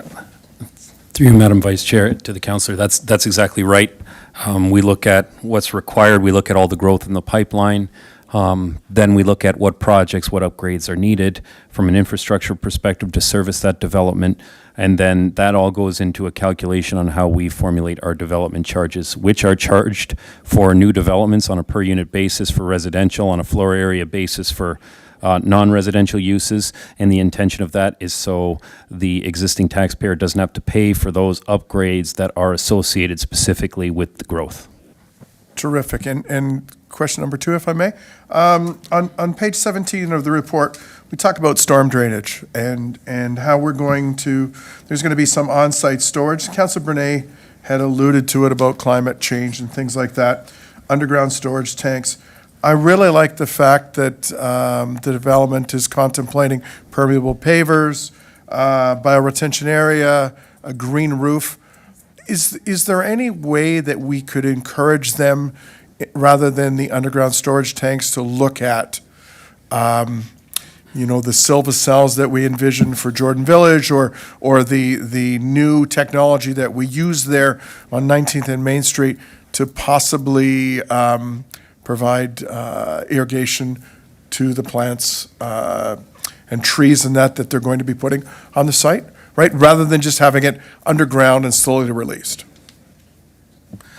Yeah, through you, Madam Vice Chair, to the councillor, yes, I think it would be a combination. I don't think it'd be one or the other, and we just get rid of the storage tanks. There's engineering that's involved into making sure that flows are properly accounted for and attenuated, but I think it's something that we can consider too, especially as we move forward. Should this proceed to a more detailed design stage, that's something, absolutely. Okay, terrific. Thank you very much, Vice Chair Murray. So, there being no further questions, I have a motion moved by Councillor McLuck. The committee receive and file report PD 28-24 regarding official plan amendment PL0PA 20240045 and zoning bylaw amendment PLZBA 202400046 by Landwise on behalf of 4933 Vic Court Globazin LP for 4933 Victoria Avenue North, and direct staff to prepare a recommendation report once all comments have been received and any identified issues have been addressed. I will now ask our deputy clerk to open the vote. Councillor Rajima has a question, Chair. Okay, Councillor. Question? Thank you, Mr. Chair. I want to ask a little more detail of a question I asked earlier on, and I've heard it brought up, but about emergency services. Not emergency services, but a potential emergency on the site, and there being one entrance and one opportunity for people to leave this entire development. I'm not sure I've heard it, but are we satisfied that we're comfortable with having just one way for everybody to leave the site if required from a large emergency perspective? Mr. Bruder or Chief? Through you, Mr. Chair. I think ultimately we're looking at two means of access. And that, again, is going to be finalized in the detailed design phase. Should it go that far?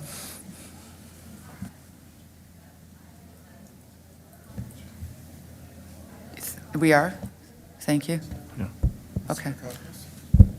Through you, Mr. Chair, I think to reiterate my previous comments and what the chief just said, there will be more than one exit from this location. Should there be an all-out emergency like you're describing, where things are shut down, where there's massive fire, or anything of the sorts, there is more than one. We are not opening that up for vehicular traffic. That is to the mayor's question earlier, that is one of the, I think, conversations and agreements we had in place while we did the development to the east. It will be only accessible from the perspective of emergency services should we find ourselves in a large-scale emergency. So there will be more than one. I want people both to understand that and to realize it is only for the types of emergencies that are being described here. Does that solve the entire problem? No, it doesn't. That service road, the QEW, when those things cause delays, we all see what it does throughout our communities. We see where cars end up, we see where trucks end up, and that causes a large-scale issue. It's something police are dealing with on a regular basis. It's something we're advocating for with MTO. The harbor and some other things do create challenges for us, but I think to your specific question, Councillor Rajima, there will be more than one entry, exit in an emergency to this particular large-scale precinct here. Do we know where that is, Mr. Chair, through you? Through you, Mr. Chair. Yes, we do, Councillor. Can I ask where that is through you, Mr. Chair? So, through you, Mr. Chair, so I know exactly where it is, but I see Director Bruder with his microphone at least on or looking at me. Through you, Mr. Chair, just to clarify, are we talking about in and out of the specific site? Yes. Well, I think that's something that we heard today that we're going to have to take away and discuss further with the applicant, just in terms of where that is, how that functions. I think what our CAO is talking about is the larger area, but when you Yeah. talk specific to the site, again, something we heard loud and clear in terms of maybe an item that we can look at with additional details. So I should have more subsequently, but not at the moment. Okay. As long as we're going to be looking into that, I appreciate that. Thank you for the clarification. Okay, so, Deputy Clerk? Thank you. That vote's now open.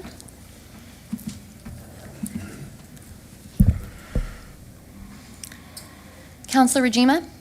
Not coming up for me, but I'm in favor. Thank you. And that, I'm going to close that vote, and that motion carries. Thank you, Chair. Okay, thank you very much. So that concludes our first public meeting of the evening, so we'll take a little recess here. We'll allow you people to go home, watch the baseball. There's no baseball game, but something. Put your feet up and think of us being here. And thank you, just before everyone leaves, thank you very much for your conduct. It was very respectful. Go home, have a drink. Thank you. You did a great job.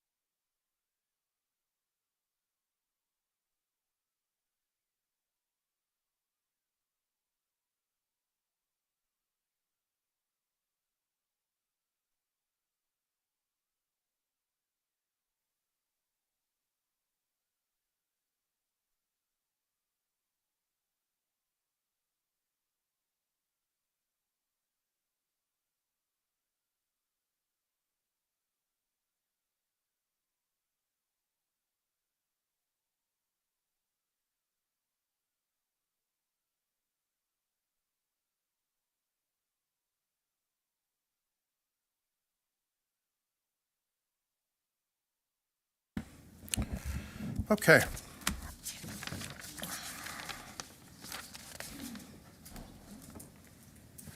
So, thank you very much, everyone, for waiting.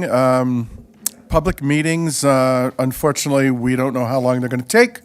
Sometimes when we leave the house at 5 o'clock and we say to our loved ones, we'll be home in a couple hours, and we roll in at 11:30, that's because we're listening to the public and their input. So, unfortunately, a stopwatch can't be put on that. So, for those that have just come in, the purpose of a delegation process to allow residents to make their views known to council. Council chambers are a democracy, and we treat each other with mutual respect. It's not a baseball stadium or a hockey rink, so we don't need to be cheering and making comments and cat calls and telling the person at the podium to shoot. Okay? So, council welcomes and values input, comments, and suggestions. Since council generally considers many issues and concerns at any given time, the following protocol is observed. When called upon by the chair of the meeting, the delegation representative shall proceed immediately to the podium at the front of the council chambers. Remarks should be brief and to a maximum length of 5 minutes. Discussion on topics other than the subject matter of the delegation request will not be permitted. Subsequent delegations on the same topic without significant new information will also not be permitted. Delegations must abide by the rules of procedure and public conduct at our meetings. They will accept any decision of the chair and not enter into debate with members and other delegations or staff. Any discourse between members and the delegation will be limited to members asking questions for clarification and obtaining additional relevant information only. Delegations must address their remarks to the chair and members of the committee. After the presentation's completion, delegations must remain at the podium, and the chair will ask members of committee if they have any questions. Once all the questions have been asked, the chair will thank delegations for their presentation, and they can return to their seat in the gallery. Following questions, the committee will not entertain any more comments from the delegations. And once again, members of the public are reminded to refrain from making audible comments or noises such as applause while in the public gallery. So, our second public meeting for this evening is the purpose of zoning bylaw amendment application by Arcadis for 3411 to 3429 Rittenhouse Road, PD 30-24. I will now ask our Manager of Planning and Development to provide introductory comments. Ms. Coquera, please go ahead. Thank you, Chair. This zoning bylaw amendment application represents the resubmission of an application that was originally proposed to permit an 80-bed long-term care facility and a 60-bed home for special care, with 23 parking spaces back in early 2022. What we heard at that time during the public engagement sessions was that there was not enough parking, amenity space was too small, size, scale, and design of the development was not fitting in with the character of the neighborhood, and concerns with regards to the level of care of the home. As a result, the comments received, the application was revised and recently resubmitted, replacing the 80-bed long-term care facility on the west side of the property with a 26-unit residential apartment building proposed to function separate from the special care home. The 60-bed home for special care on the east side has also been replaced with a 31-bed home for special care. A total of 40 parking spaces is proposed, and the architectural design of the buildings has also considerably changed. This will be discussed in further detail by the applicant. It is important to note that the existing home for special care on site contains the same amount of beds as the current proposed home for special care, and there are currently 3 parking spaces on site. The property also currently contains 2 single detached dwellings to the east of the existing home for special care. The single detached dwellings are proposed to be demolished, allowing the new home for special care to be constructed first. The apartment dwelling would be the second phase of development once residents move back into their new home. With regards to parking, 35 parking spaces are proposed to be allocated to the apartment dwelling, including 3 visitor parking spaces and 5 spaces to the home for special care. This has been deemed sufficient within the traffic and parking assessment. As well, this parking ratio has been approved in recent residential developments. The number of parking spaces proposed for the home for special care has also been deemed sufficient to accommodate the existing staff complement, as no increase in the number of staff are anticipated. Visitors are infrequent, and these trends are anticipated to remain the same. On June 26th, an open house was held, which was attended by approximately 25 people. Comments we heard at the open house included parking concerns, lack of green space, concerns with garbage location, height of the buildings and privacy concerns, drainage, traffic at the intersection, smoking on site, architectural design of the buildings, and the current home's level of care. Town staff have met with representatives from Good Shepherd, who oversee Lincoln Lodge, to discuss the staff complement as well as complaints received and continue dialogue with them. Following this public meeting, all comments will be taken back, and once all issues and concerns are addressed, a subsequent recommendation report will be brought forward for consideration. Thank you. Thank you very much, Monica. So we have 3 registered delegations for this item. As we announced previously, staff has no position on this, and neither does council at this point. So please be reminded that delegations may speak for a maximum of 5 minutes. Members of council and staff are listening to the feedback received, and as we move through the list of delegations, please ensure you're speaking to new and relevant information and not reiterating previous comments made. Once we have received the delegations, committee will transition directly into the associated staff report and motion. Our first delegation for this evening is John Arians of Arcadis. John, please go ahead. Thank you. Good evening, Mr. Chair, Madam Mayor, members of council, ladies and gentlemen. Just as an aside before the clock starts, listening to the first application before you was like deja vu all over for me as the one of the authors of the Prudhoe Secondary Plan. It's nice to see that missing piece now coming forward. So go ahead, start the clock. Thank you. I do have a PowerPoint presentation that I'd like to share. It's up on the screen ready for you. Thank you. The first slide shows the existing development on the property. Lincoln Lodge has been in operation for 70 years. The current owner is with us today. She has owned and operated the property for the last 11 years. It's predominantly contained within that building with the red roofs on the left-hand side of that slide. The 2 single-family dwellings have been assembled, and that's where the new home for special care will be situated. The property is fully compliant with all license requirements. It's inspected on a regular basis, and it's compliant with the federal, regional, and other inspections. The property is just over 0.36 hectares, which is slightly under 1 acre, and it has 90 meters of frontage. Just to put it in neighborhood context, this is a slide from the Regional Navigator website.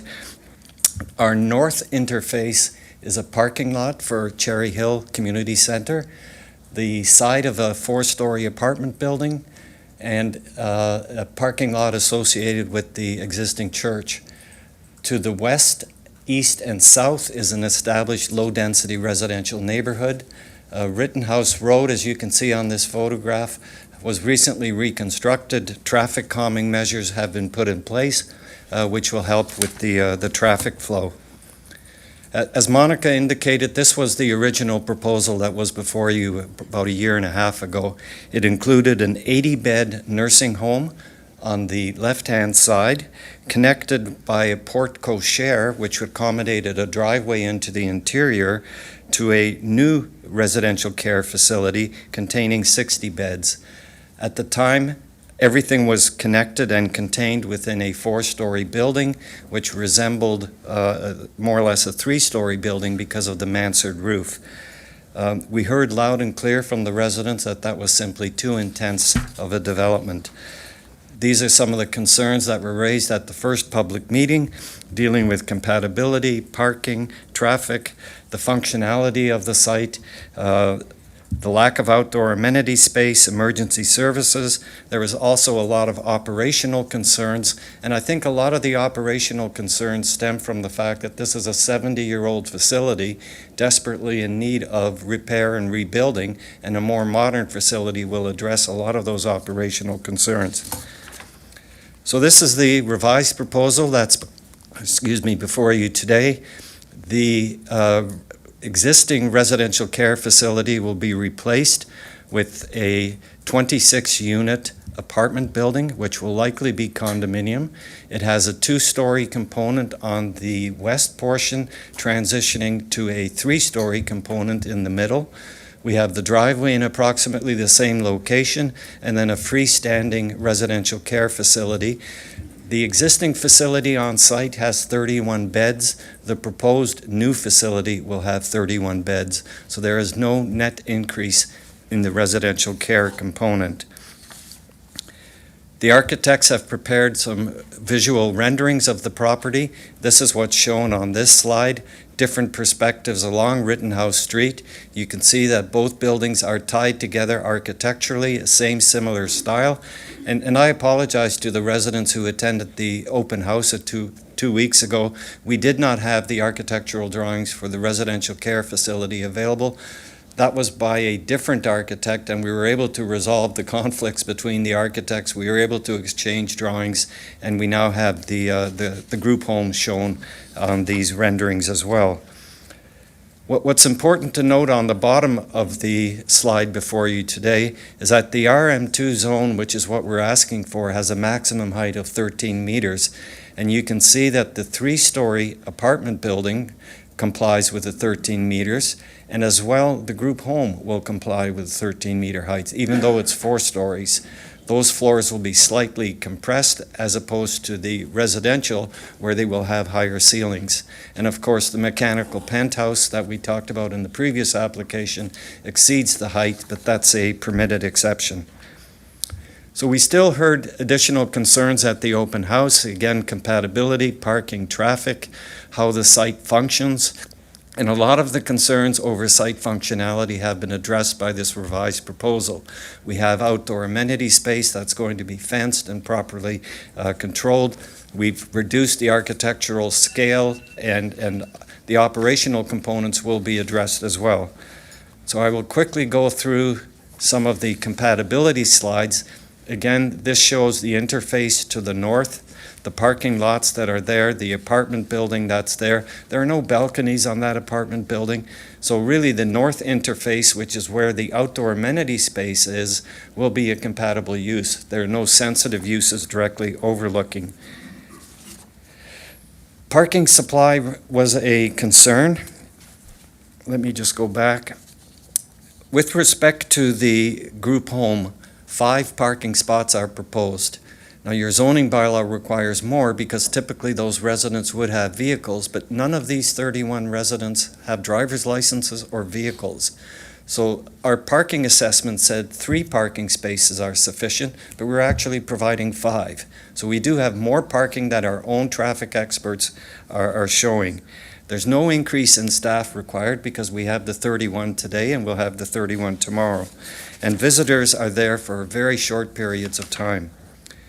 With respect to the apartment building, and I apologize for this slide, it says it's a 1.16 space per unit. It's actually 1.23. Your bylaw requires 1.25. We're half a space deficient from a residential parking standard, yet we've also provided the 3 visitor parking spots, which your bylaw requires. Traffic calming, I indicate it has been applied on Rittenhouse.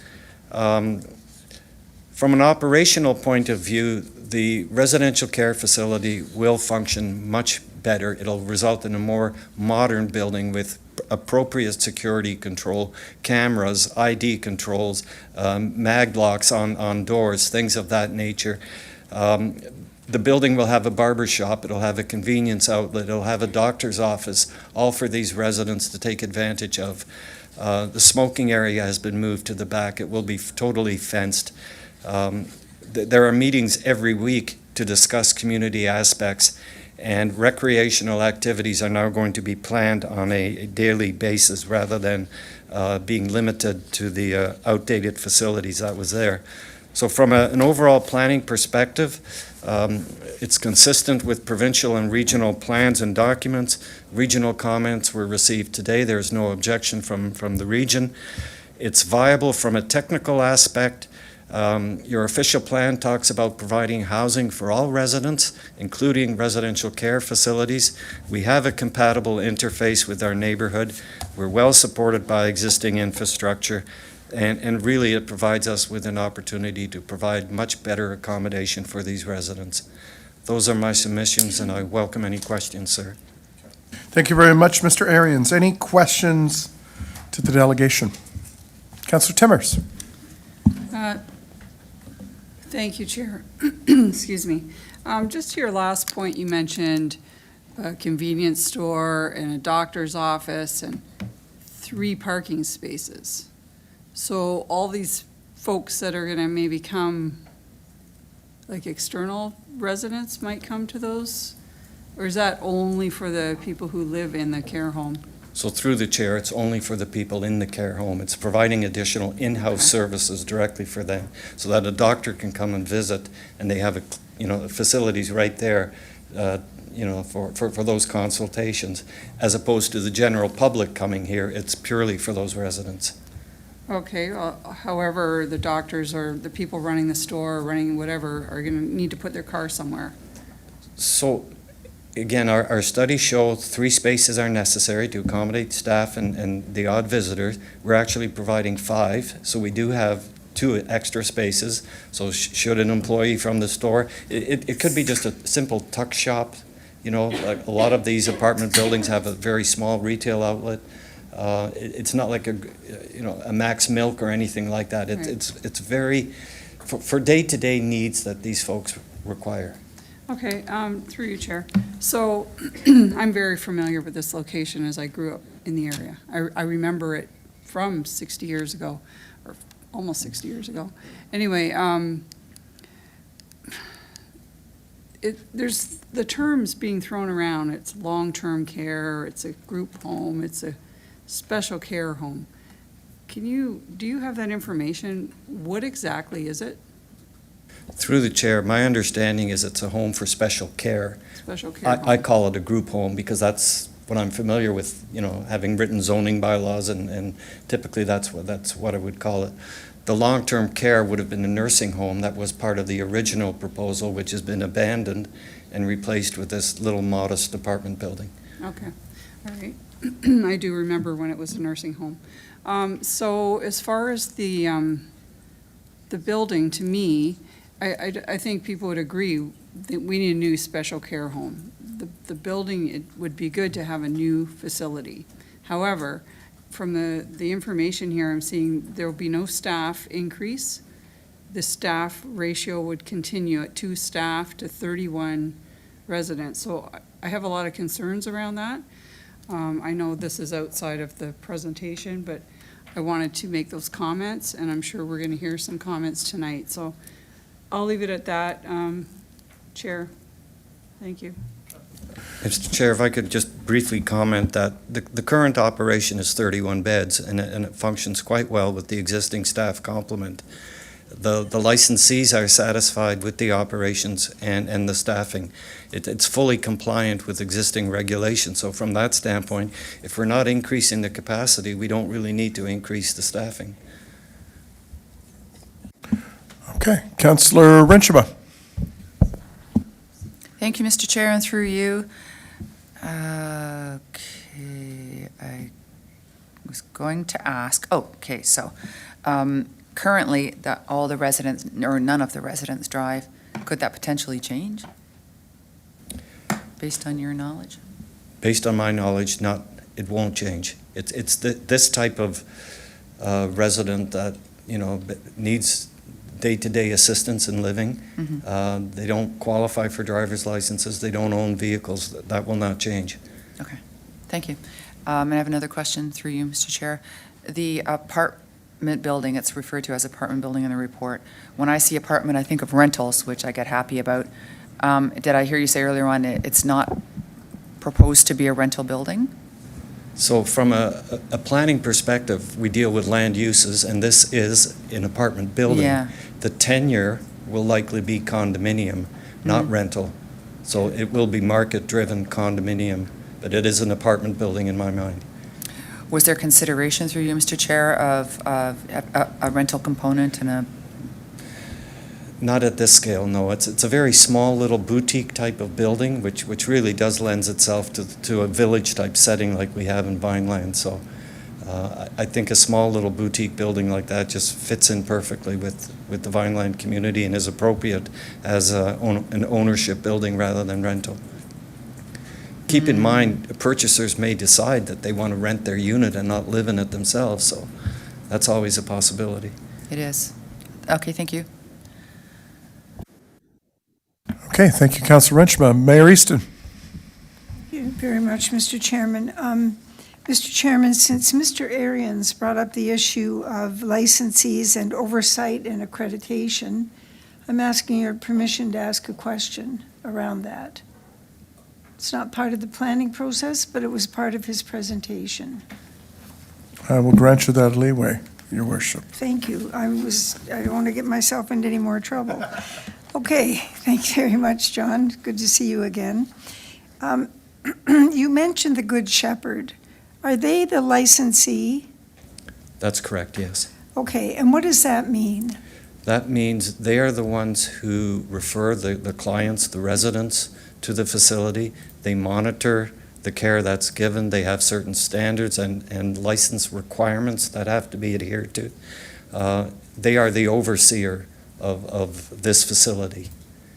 Okay, and so when people like me talk about, and Councillor Timmers and others talk about standards of care or levels of care, sometimes we also think about an accreditation process. So is there such a thing as an accreditation process that Good Shepherd engages in? Through the chair, to the best of my knowledge, Good Shepherd has some very stringent requirements that have to be adhered to. Size of the rooms, types of bathrooms, facilities, the types of services that these residents are required to be provided with. There's a minimum level of care. There's food requirements. And my understanding is that this Lincoln Lodge is fully compliant with the requirements of the Good Shepherd. Okay, and if they're deficient, it's more likely, as you said, because it's 70 or whatever it is, Yeah. It's an old building. Okay, that's great. Thank you very much, Mr. Chairman, on that. You also talked, John, about the north side is amenity space. You spoke about it in terms of, the privacy issue. But it's very hard for me to establish how much room is actually left over when all of this is built. And so about what percentage of that area where the two buildings are being removed, the two single-family dwellings are being removed, about how much amenity space is going to be left once the residential care unit is constructed? Through the chair, it's hard to see on my reduced copy, but I think the one corner, the closest corner of the new residential care facility to the north lot line is about 7.5 meters, 7.2 meters. The most westerly corner is set back about 9-10 meters. So that entire rear yard area will be the landscaped amenity area.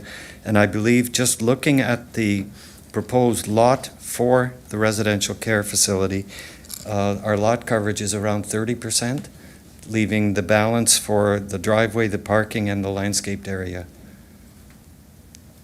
Okay, so the lot coverage is 30%, but the rear yard is 7.5 meters by 9 to 10 meters. Correct, over the full width of that property. Okay, all right. And so when you are talking about, through you, Mr. Chair, external amenity space, are we talking about, and you're talking about programs on the other side, are you talking about something formalized happening or people just hanging out? Through the chair, there'll be a combination of things. Shopping trips are planned, recreational trips to the bowling alley, to the movie theaters. Those are all regularly planned activities. In the backyard area, there'll be like a sitting area, a lounge, outdoor lounge area. There's the smoking area. There could be bocce, there could be horseshoe pits. We haven't gone to that level of detail yet, but there will be both planned and leisure space in that backyard amenity area. Right. And the people that live in this facility, are they mentally capable of following instructions to engage in some of these occupational activities? Through the chair, I believe several of them are. I don't know if all of them are, but I don't have that depth of knowledge of all the residents, but the activities will be there for those who can partake. And obviously, the activities will be tailored to those who can partake. Right. Mr. Chairman, do I have another question? Now, or I'll come back in. I can come back in. Bobbing and weaving, but I'll give you. I am not bobbing and weaving. This is a terrible thing to say. Imagine. We won't be taking a vote on that. John, you mentioned, you were talking about the people that live there now. And I'm thinking about the people who could live there in the future. If the catchment area is through Good Shepherd, and given what we know about the challenges that people have that aren't quite on the street, and maybe some of these people fall into that category, will this facility and the programming be able to address what they're going to be confronted with potentially issues around drugs or alcohol use, and maybe some of them do now? Do the programs have the capacity to change so that we have complete disclosure with the neighbors in terms of the realism of when this cohort group is gone, what does the next group look like? And will this building be able to facilitate every element of support that they'll need? Boy, oh boy, I'm going to start bobbing and weaving, but well, you have to live it in order to know. And I'm trying to express to you this, there's a lived piece of this that a lady in the back row over knows. She knows that I know she knows. Yeah. And we have to be realistic about people. This is a residential area, and we're trying to be good neighbors and humane in the way we approach it. No, absolutely. And I can say this, is that the operational difficulties that we've experienced in this neighborhood, a lot of them will be corrected by a new facility, a new modern facility with proper security controls, proper staff orientation, proper everything, proper programming for these residents. Will that change in the future should a new cohort of residents move in? I can't see it changing. If we're still bound by the same license restrictions, we still have the same type of facility. The owner's goal is to make this a better facility, and I think that goal will be implemented over the long term for this community. Okay, thank you, and thank you, Mr. Chairman. It's important for the neighbors to have this information. Agreed. Thank you very much, Mayor Easton. Councillor McLuck. Thank you very much, through you to the delegation. With respect to the timing of all of this, there's the condominium piece and there's the group home piece. Which is coming first? Excellent question, and I think Monica mentioned this. The existing residents will remain in situ. The two homes will be demolished, and the new residential care facility will be constructed. Those residents will then move into the new facility, allowing the demolition of the old Lincoln Lodge and the construction of the new apartment building. So it'll be phased in that manner. We can't displace those 31 residents. This is their home, right? So they will continue to live there. We'll obviously have to have proper safety controls and hoarding to protect them during the construction components. But when that new building is built, they'll move into that. The old building will be demolished, and the 2- and 3-story apartment building will then be erected.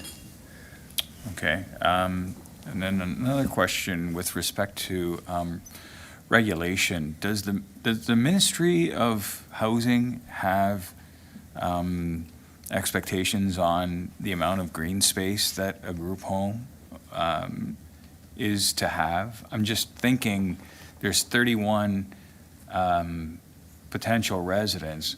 I'm not sure what they do in a day.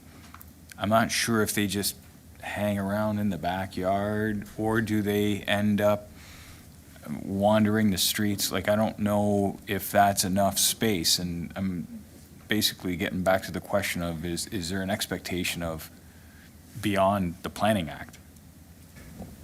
My understanding, sir, is that the provincial government also licenses residential care facilities, and they may have certain standards and requirements dealing with activity space and landscaped areas and things of that nature.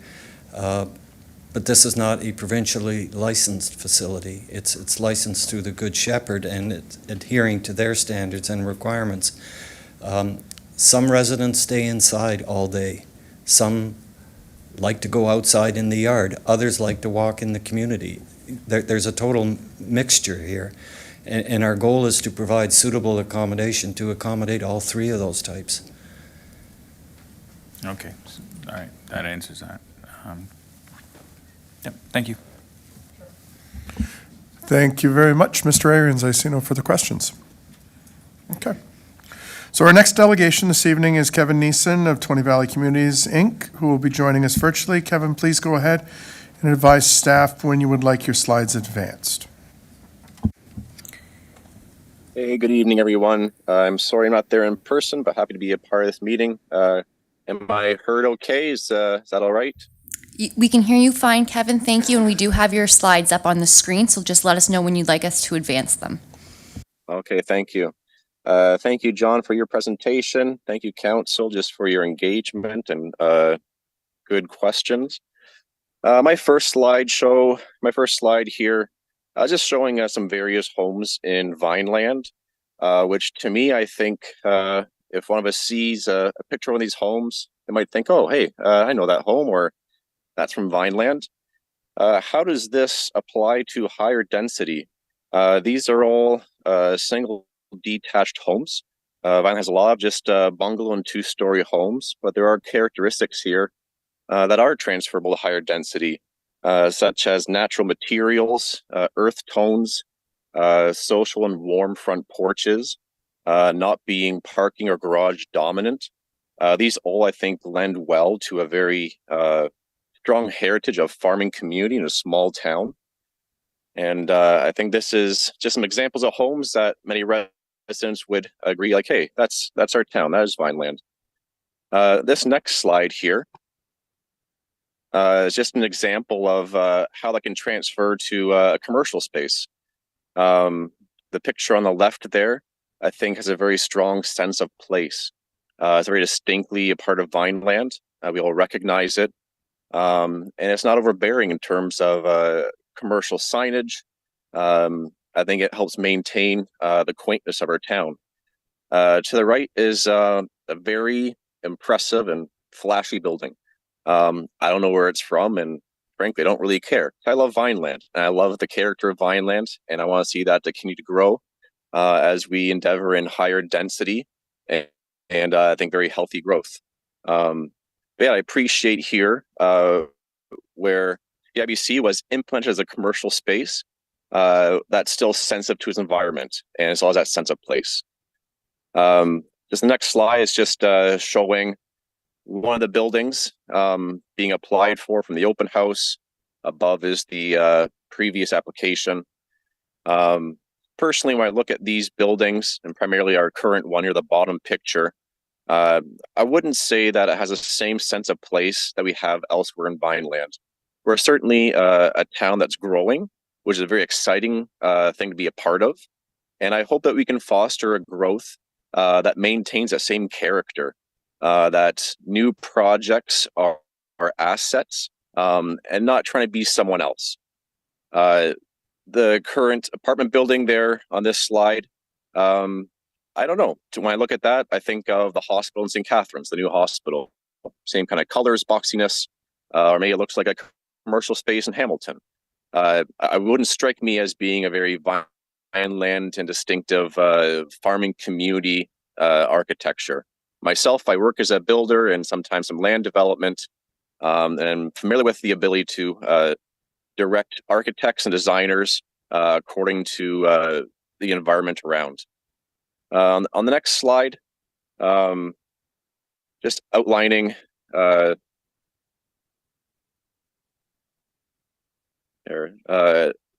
three main concerns. From what I saw at the open house, I understood that the group home was meant to be a variance for height. What John just showed seemed a little different to me, so I'm not too clear on that. But given that Rittenhouse is comprised of mostly single homes, and it is Rittenhouse we're applying for, that's the streetscape that we are looking to work with. It's mostly single homes, bungalow 2-story. This is a big jump. And I personally don't see the need for the extra height. I think there could be some other avenues to reduce that height, like a sunken basement or different arrangement of units or beds. The density of special care. So normally RM2 allows for 10 beds for a special care home. I think the value of that is that it's a very repeatable scale. So we could see these kind of homes pop up anywhere in Vineland and Lincoln. And it's a scale that is supportable by neighbors as they get to know the residents of those group homes. I think my understanding, talking to the residents who've been on the road much longer than I have, they would say that it's a bit overwhelming, the density of individuals living there. I'm familiar with many neighbors and local churches who have kind of gone above and beyond to help this community in the deficient areas of their care and lifestyles. We all do sincerely want to see a better facility. We care very much for these residents, for these neighbors. This density does feel overwhelming, and we would like to see how is the care going to be improved. One thing that really speaks to me is the amount of staffing. And the last one's architecture. So it isn't controllable by zoning, but certainly we would hope that the applicant can be working with us as neighbors and with the town and council, and demonstrating that they're trying to create something that's truly an asset they're all proud of. Currently, I find this architecture to be, frankly, shocking for this street. And I'm also curious of how viable the whole project is. The left building, to me, looks a very expensive design. Kevin, some suggestions. Kevin, the clerk's 5-minute bell just went off. So can you wrap it up and pull together, please? Yep, just some suggestions. I do hope to see a successful application with some modifications. So lower height, demonstrate better care for these residents, and I would love to see the efforts and process to make buildings that we all love and something that would be a good asset to our community. And even consider main floor front doors to the apartment building to the left. Thank you. Okay, thank you very much. Any questions to Mr. Neeson from committee? Okay, I don't see any. Thank you very much, Kevin. Our next delegation this evening is Mary Blanchard, Cherry Hill at Vineland Homeowners Association. Mary, please go ahead.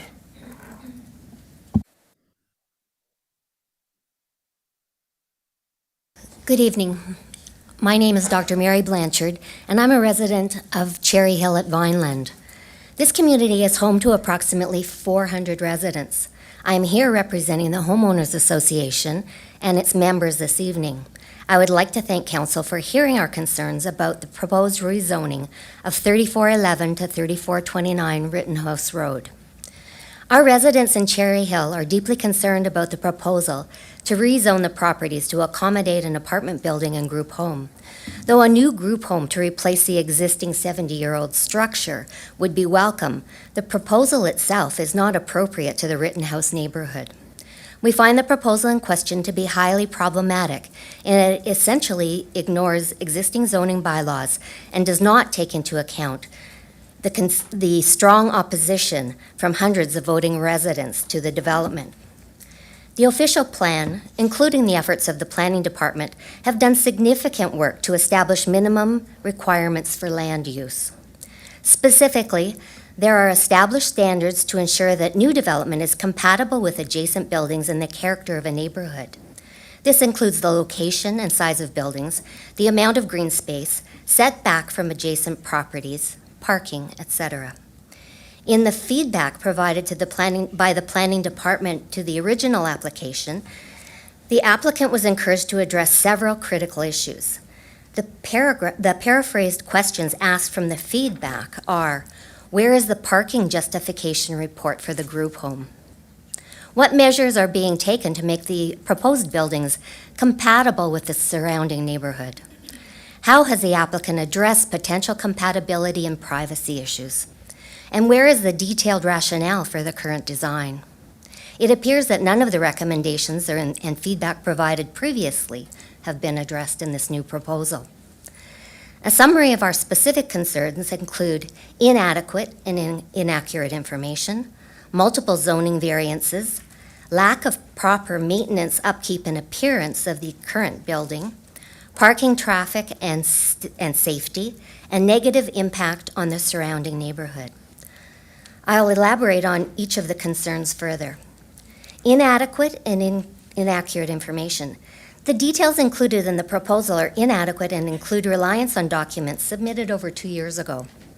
By including documents from an earlier proposal, individual portions of the proposal present conflicting information. It appears the developer was taking a shortcut, resulting in a proposal that is shoddy at best and deliberately confusing and misleading at worst. Our second concern is multiple zoning variances. Multiple zoning variances are requested, many of which are significantly different from those contained in current bylaws and regulations, again, including a lack of green space, inadequate parking, and insufficient setbacks from adjacent properties. Our third concern is related to lack of proper maintenance, upkeep, and appearance of the current group home. The lack of proper maintenance, upkeep, and appearance of the group home building has been a concern for a number of years. The lack of supervision and safety concerns for the group home residents is also an important issue. As discussed briefly a few minutes ago, the residents end up wandering around the neighborhood, and they have nowhere to go. There doesn't appear to be any activities run. I don't know why, if they plan to have activities in a new group home, that couldn't happen now. It makes no sense to me. Our fourth concern is parking, traffic, and safety. Parking and traffic is a serious concern, particularly that the number of spaces required for the apartment block is not adequate for a non-walking community like Vineland. Will additional parking spaces be allocated to a unit if there is more than one renter per apartment? Planning to have overflow parking for residents and their guests accommodated on the street is a concern. The footprint of the building should contain all of the required parking spaces. This will create a parking lot down the street in front of neighbors' homes. Congestion from the additional traffic creates safety concerns for pedestrians, which includes many seniors and children. Egress from Rittenhouse Road onto Victoria Avenue is a challenge at peak times during the day. Adding another 36 vehicles or more exiting the neighborhood will create a bottleneck, requiring either a traffic light or a three-way stop at the corner of Rittenhouse and Victoria. With parking permitted on only the south side of Rittenhouse Road, in front of the proposed development properties, this will hinder the flow of two-way traffic in this area and effectively reduces the section of road to one lane. This creates an unnecessary hazard where vehicles coming in opposite directions are jockeying for position on who gets the right-of-way. It also creates issues for garbage vehicles stopping and blocking traffic in the section, which may impede EMS vehicles from getting through quickly. The issue of traffic interruptions on Rittenhouse during the construction phases of this project will also be considerable and could last several years. The use of the apartment building in terms of residence type, proposed demographics, etc., has not been identified, so any traffic study, such as the trip generation rates, which does not take into the consideration the proposed occupant demographics, is completely unreliable. For example, if all 32 spots are utilized by people working full-time with families, etc., the result will be far different than if the occupants are primarily older retired people. Simply, this traffic area is a problem now for school children and general traffic flow due to the placement of the intersections. Adding significantly higher traffic flow will only worsen the situation and increase the possibility of serious accidents. These accidents are likely to include school children walking on the sidewalk. Negative impact on the neighborhood is our fifth concern. Dr. Blanchard, you heard the bell, so I need you to wrap it up, right? All right, I will. Okay? There will be a negative impact on the surrounding residential area, including the community of Cherry Hill, part of which is adjacent to the development referenced. The proposed buildings are not compatible with adjacent dwellings and the character of the neighborhood. There is no indication in the plan as to whether the current large line of sight trees at the rear of the property will be retained or destroyed. In addition, the current trees are deciduous and will provide little to no screening benefits for 6 months of the year. I think I'll skip to the conclusion then. In conclusion, intensification seems to be the primary selling point of this development. The fact that Vineland is largely in the greenbelt is the reason why many people live here. What is the value of intensification if it lowers the quality of life and property values for those living in the community? The Cherry Hill Homeowners Association will present a petition to the town with their written submission of about 200 signatures. Please note that there was no door-to-door campaign involved. Residents came to the clubhouse to view the plan and sign it entirely of their own volition. An aggressive door-to-door campaign would likely result in a minimum of 400 signatures. So again, our key concerns are inadequate and inaccurate information, multiple zoning variances, lack of proper maintenance, upkeep, and appearance, parking, traffic, and safety, and negative impact on the surrounding neighborhood. We also note that at no time in this process has a single resident of the surrounding community spoken in favor of this project, ever. Thank you for your attention. Okay, thank you very much. Any questions to Dr. Blanchard? Okay, I don't see any. Thank you very much. Our next delegation is Owen Julicki, who has withdrawn his delegation for this evening. So there being no further registered delegates, are there any persons present wishing to address committee and provide new information regarding the zoning bylaw amendment application by Arcadis for 3411 to 3429 Rittenhouse Road? Please come forward and state your name, spelling your surname for the record. Remember to please ensure you're speaking to new and relevant information and not reiterating something that we've already heard. And you have a maximum of 5 minutes. Okay. Hi, I'm Samantha Jennings Willen. Have fun spelling that. I'm at 3407 Rittenhouse Road. Just in regards to the 31 beds and the current not increasing of staff members, they're currently not cared for or able to handle the 31 staff or 31 residents. Last year, I've mentioned it multiple times to our ward members of having residents come on my porch screaming, staying on my porch, having to call the cops multiple times when I was pregnant. I now don't sit on my porch with my 11-month-old because of the safety concerns. Having their residents throwing metal posts onto Victoria Ave is a huge safety thing. I saw in the report that Good Shepherd mentioned having a 24/7 call line for residents if we were concerned. They tried this last year. I called multiple times, called at 6 p.m. the one night, got a follow-up phone call the next morning at 7 a.m. asking if I'd seen the resident and was he in my backyard, because they didn't know where he was, which was kind of concerning as a pregnant person and them not having accountability for where their residents were. So I'm just curious of how the town or Good Shepherd, because they are in Hamilton, they came to speak to me and my family about it, but how are we going to protect the neighbors in the area with children on the street, walking past? We walked past the other day with my 11-month-old, and there was a resident on the green, like in their green lawn space with his hands down his pants. If that was at a school, he would be a sexual predator. So at which point are we stepping in as a town, and which point are we letting them just run wild? I guess is my question or my statement. I don't know how this works. I'm so sorry. You're okay. Any clarifying questions to the delegate? Okay, thank you very much. Okay, anyone else present will like, oh, come on forward, please. Okay.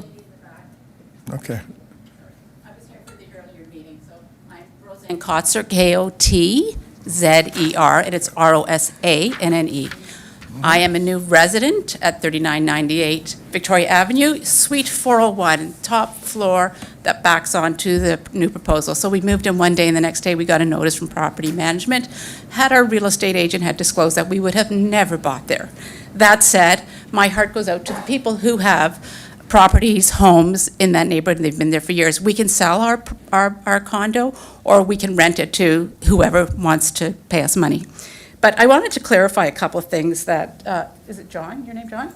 Just around that care home. So I was an inspector accreditor for the College of Physicians. I did not inspect the care home that you're talking about, but I'm certainly aware of accreditation guidelines, and my guess is that would not have passed had I done the inspection. My husband and I went for a walk the first day that we moved in when we got this notice of a proposal of a development, and we were stymied by the residents sleeping on the sidewalks, the amount of smoke leaching through the back garden. Anyways, we bought a condo that was a smoke-free building. I'm very concerned about the health risks of secondhand smoke for people who have to ingest that. So this is right from the Lincoln Lodge website. It's a government-founded home. They look after clients with mental disorders and special needs and provide the best care as possible. I am very stunned as a healthcare provider that the staffing to resident ratio for a facility that looks after people with mental health is, I believe you said, 2 staff to 31 residents? That is unbelievable. We just came out of COVID, so who looks after 31 residents if there is a major health outbreak, which we will have again? We went through SARS, and now we did COVID, and something else is coming down the pipeline. I just want to clarify what was said. So it was we look after clients with mental disorders. So I have a lot of concerns around the height of that building because of where my condo happens to be positioned, secondhand smoke, and I'm speaking loudly for the residents who have invested their life savings in properties where they wanted to stay and live and raise their kids and their grandkids. And I've talked to lots of residents since I've moved in to get a sense of where people are, and I think it's the mental health. So I'm going to talk about determinants of health. The mental health of the residents should trump the mental health and the finances of a developer. Thank you.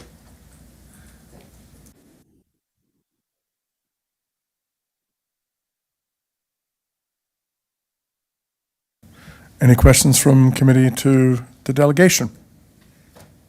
Okay, thank you. Last time anyone, okay, come on up, state your name and address. And it has to be new. Hi, my name is Kim Backer, Kim, Bakker, and I live at 3431 Rittenhouse Road. I'm just west of the proposed apartment building. I'm not as eloquent as most, and I came somewhat unprepared, but I'll do my best.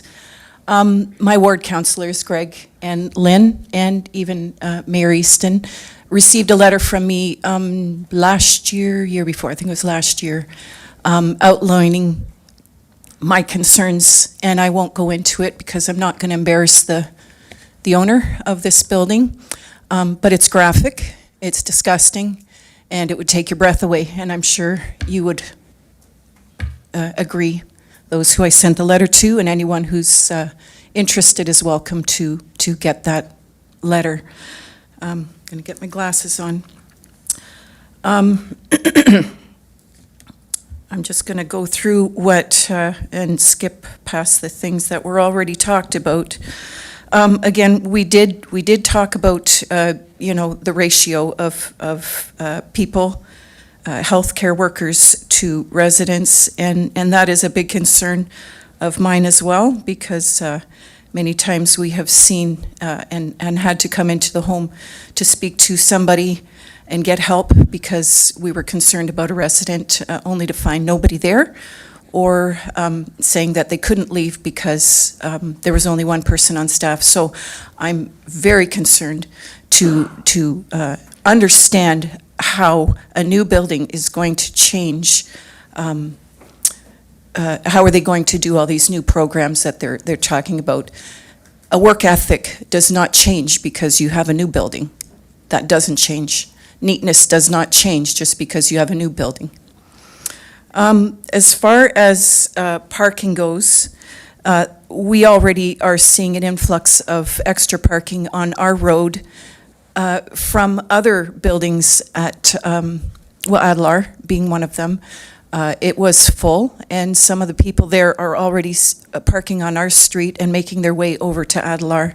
So the idea that only 3 staff are needed, they're talking about a barber shop. Who's going to barber? Who's going to be the doctor? Who is going to come in to prepare the meals? Who is going to bring the food to these people? Who's going to deliver the supplies? How is the garbage going to be taken out? All these things are not happening. And it's also, as far as the green space goes, I can attest to the fact that the residents are sitting on our properties, they are on our porches, sometimes they're in our homes, and police are needed to be called. They're pooping in our gardens. They are urinating in front of my grandchildren. They are spitting. They are throwing cigarettes at people walking by. And that's the tip of the iceberg. And I'm mad, if you can't tell.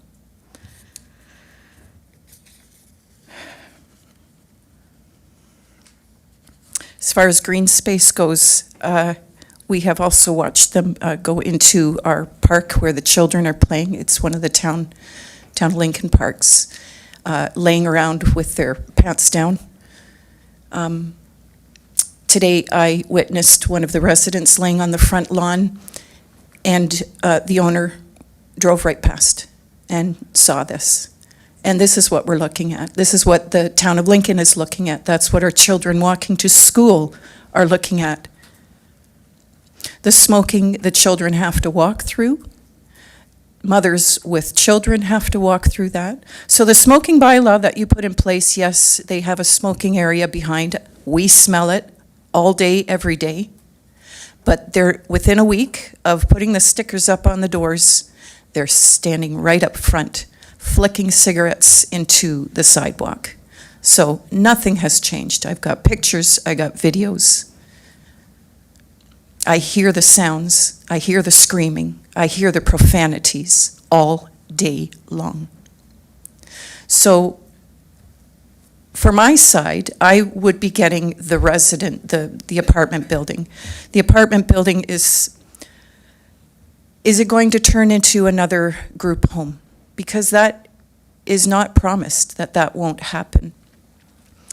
But my neighbors to the east of me are going to be dealing now a little bit more with the residents. And don't get me wrong, I love the residents. They are human beings. They deserve a good and clean home, but they deserve to have better care. And I don't think that something that large is what we need to have here. I'm looking at the bottom here. It says the maximum number of residents permitted in a home for special care shall be 10 residents. And I've got this big red mark here, and it says 31 units are being proposed. Why?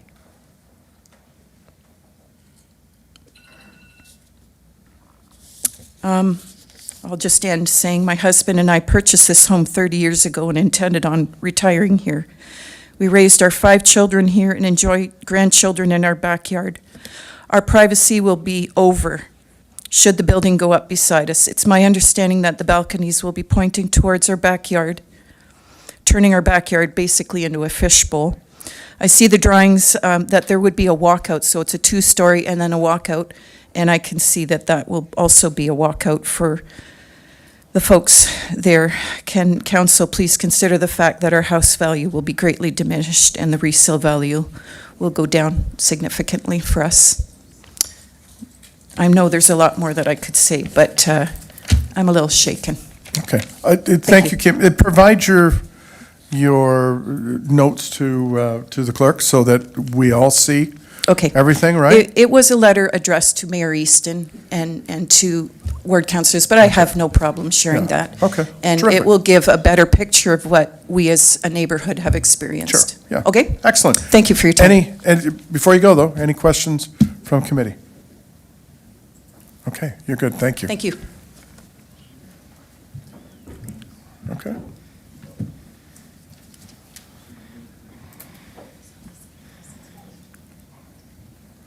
Okay. Anyone else?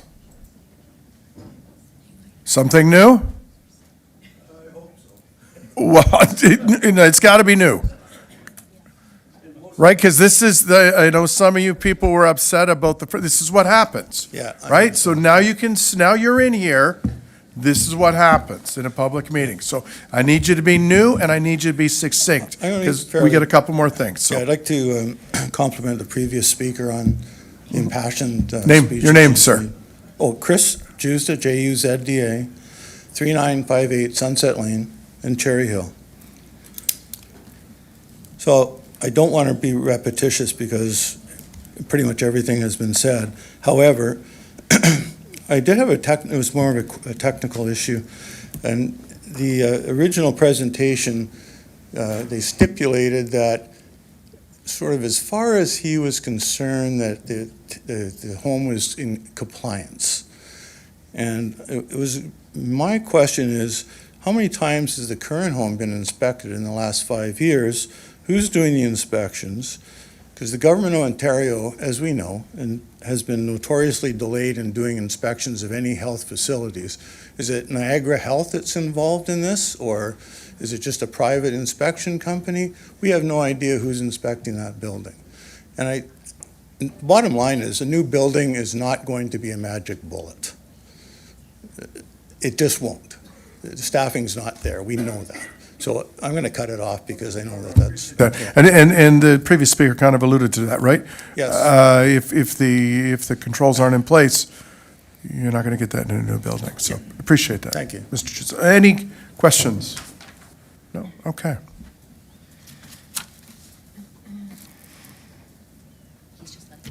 Yeah, I see that. Okay, everyone good? Okay, excellent. Thank you once again. So, there being no further delegations or information for this item, I have a motion moved by Councillor Timmers. The committee receive and file for information the following delegations and written correspondence regarding the zoning bylaw amendments application by Arcadis for 3411 to 3429 Rittenhouse Road.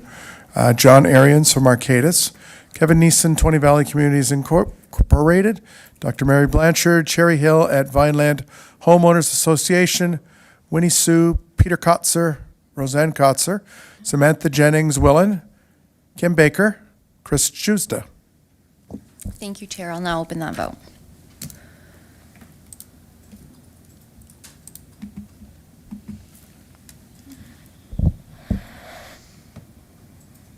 I'll close that, and that motion carries. Thank you, Chair. Okay, thank you very much, Devan. So we will now move directly into Report PD 30-24 regarding the zoning bylaw amendment application by Arcadis for 3411 to 3429 Rittenhouse Road. Are there any questions from committee to the staff report?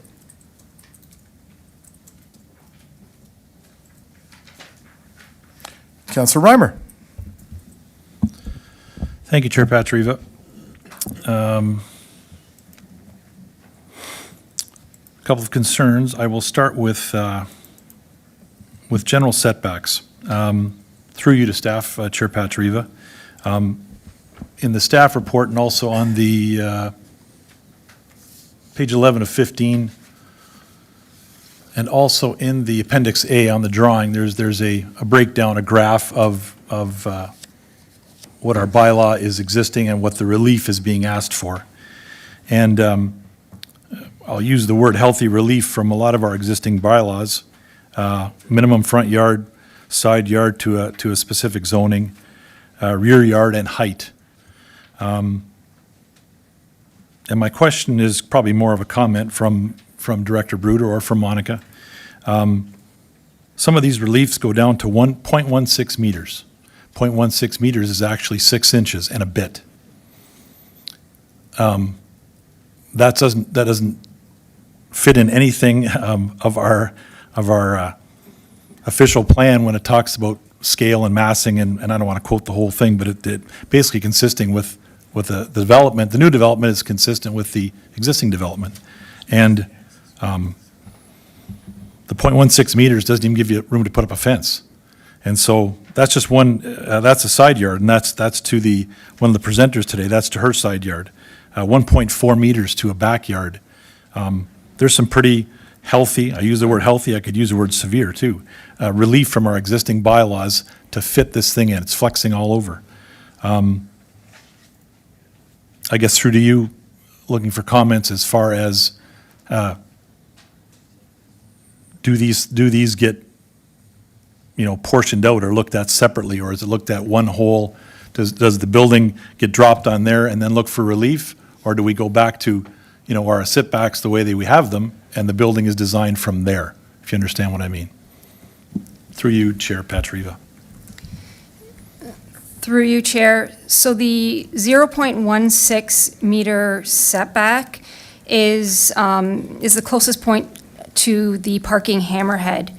It doesn't line up with the building. The building has a significantly larger setback, and as well the actual parking spaces, like you'd mentioned, the closest point is 1.4, and then it does gradually get larger, that setback. But yeah, that 0.16 is for the hammerhead, and we can look at if it does proceed to the detailed design stage, we could look at modifying that. I don't know if Matt has any further comments. Through you, Mr. Chair, just a couple. I think it's a good point to raise. It's not just as simple as plopping a building on and seeing where it fits. So there's already been quite a bit of back and forth, a significant descaling. Again, I think when you look at where you were mentioning some of the side yard setback relief, and not disagreeing with your points at all, but when we look at it just at a high level, we're talking about the parking in behind. The built form's got a much greater side yard setback, and the parking in behind, it wouldn't line up with the dwelling to the west. That said, it is something that we're prepared to look at, engage in discussions as we've heard about these concerns tonight. So follow up to that, Chair Patrick, if I may. So the exercise, further to my last sort of question, comment, has the exercise been undertaken where all the existing bylaws that we have in place are put on that drawing and a building is made to match those as opposed to the other way around?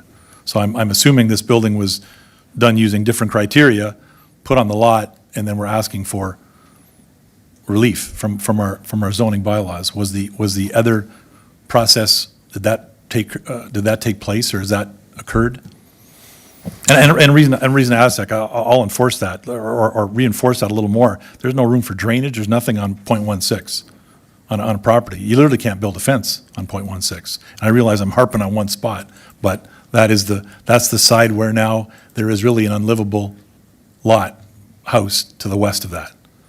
So there's drainage, there's snow removal, and I know about snow removal. So just saying, it makes things very tight. So we have existing bylaws for a reason. There's an exhaust pipe 2 feet away from the fence when they back up. Hammer handles for that, for backing up.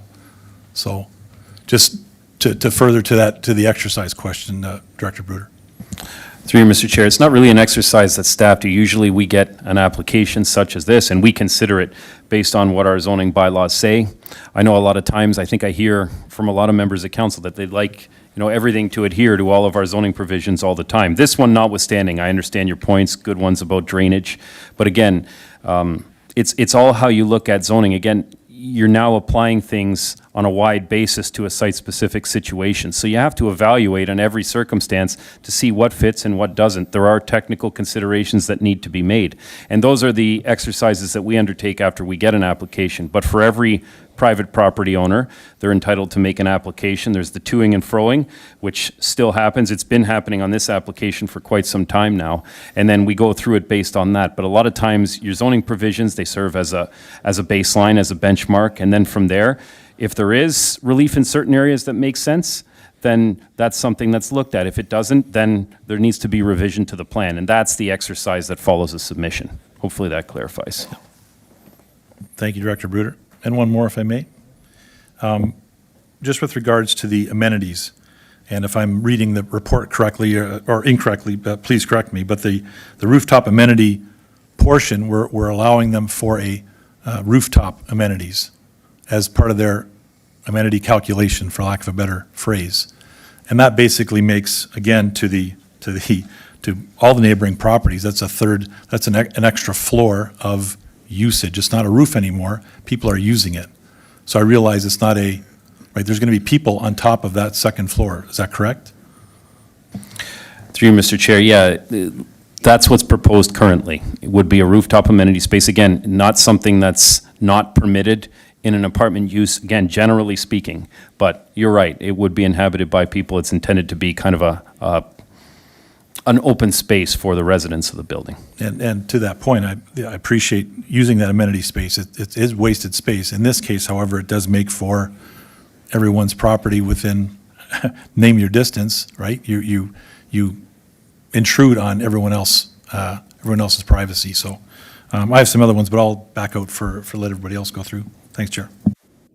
Okay, thank you, Councillor Reimer. And our Deputy Clerk just informed me that we need to make a motion to proceed past 10 o'clock in order till the end of the agenda is completed. So show of hands.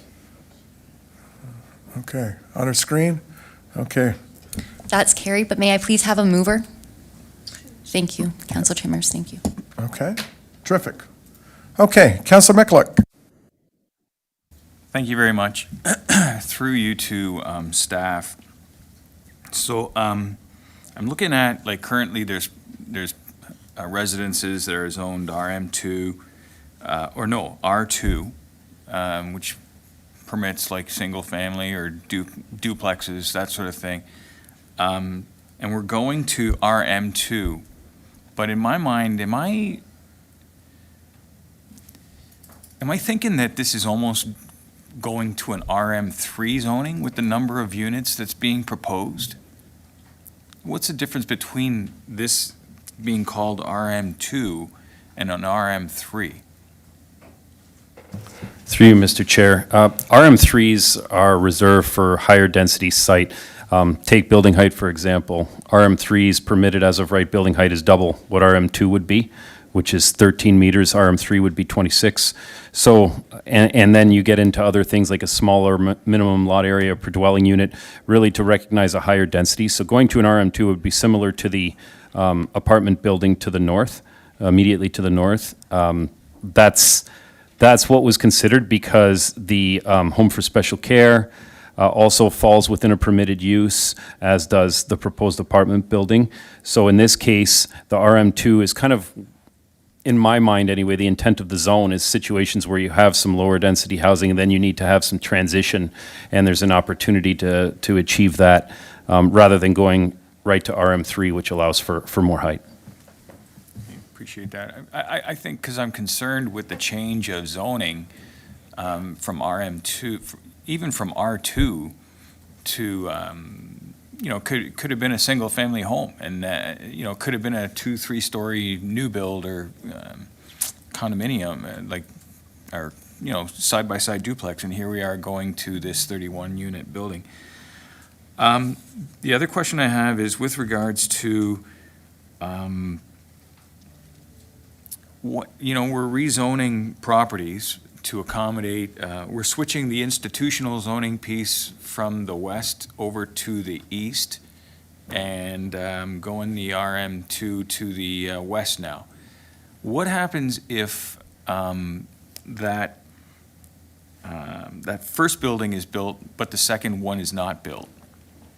We've changed all the zoning and everything's all set, but what happens if the proponents, something comes up and can't complete the project? Through you, Mr. Chair, just to clarify, Council, you're asking if the home for special care gets built, but then they don't proceed with the second part, which would be the apartment building? My understanding is the apartment building is being built first. No. Oh, sorry, okay, I'm misunderstanding that then. All right, then strike that.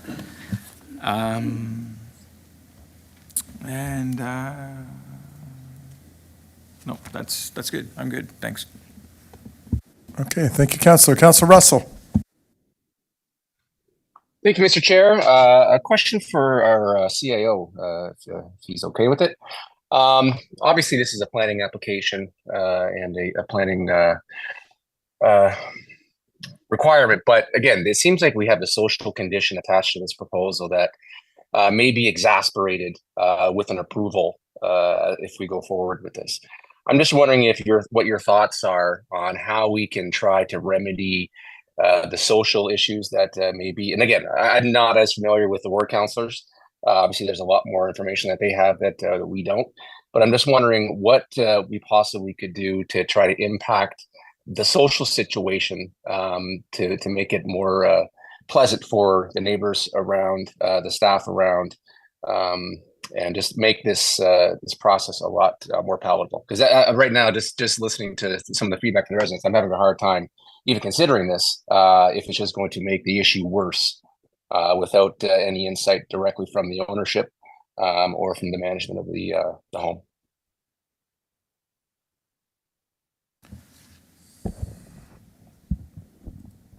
Through you, Mr. Chair, to the councillor. So I'm going to try to carefully answer it and maybe suggest that it's going to require some follow-up after this meeting. I think first and foremost, a couple of things that I think we need to do concurrently. Have a conversation with the ministry. I hear there's a few concerns. I've reached out and sent an email to Director Bruder and our manager of bylaw, Mike Barkway, to talk about any of the property standards as it pertains to our bylaws to ensure that those are in compliance. I think we can reach back out to Good Shepherd, have a further conversation with them. So without, I think, getting into too many details about this particular property or this particular owner, I'd suggest maybe you give me some time to do that. Moving forward, reach out to Good Shepherd, the ministry. I think have an internal conversation as it relates to our bylaws, and then we can report back, I think, very quickly to members of council. I think we always want to ensure our bylaws are being followed. Councillor Russell, I understand your concerns, the safety of our residents, both residents in this building, as I heard the one lady say, but also our residents who live in and around the building are of concerns. I've been CC'd on some of the emails from residents. I haven't received them all, so I am familiar with some of the issues. I want to reassure the community. I want to reassure the neighborhood. I've dealt with the Cherry group. I've toured their location. I've walked around when they had some issues with the other apartment building that went up, and so we take the issue seriously.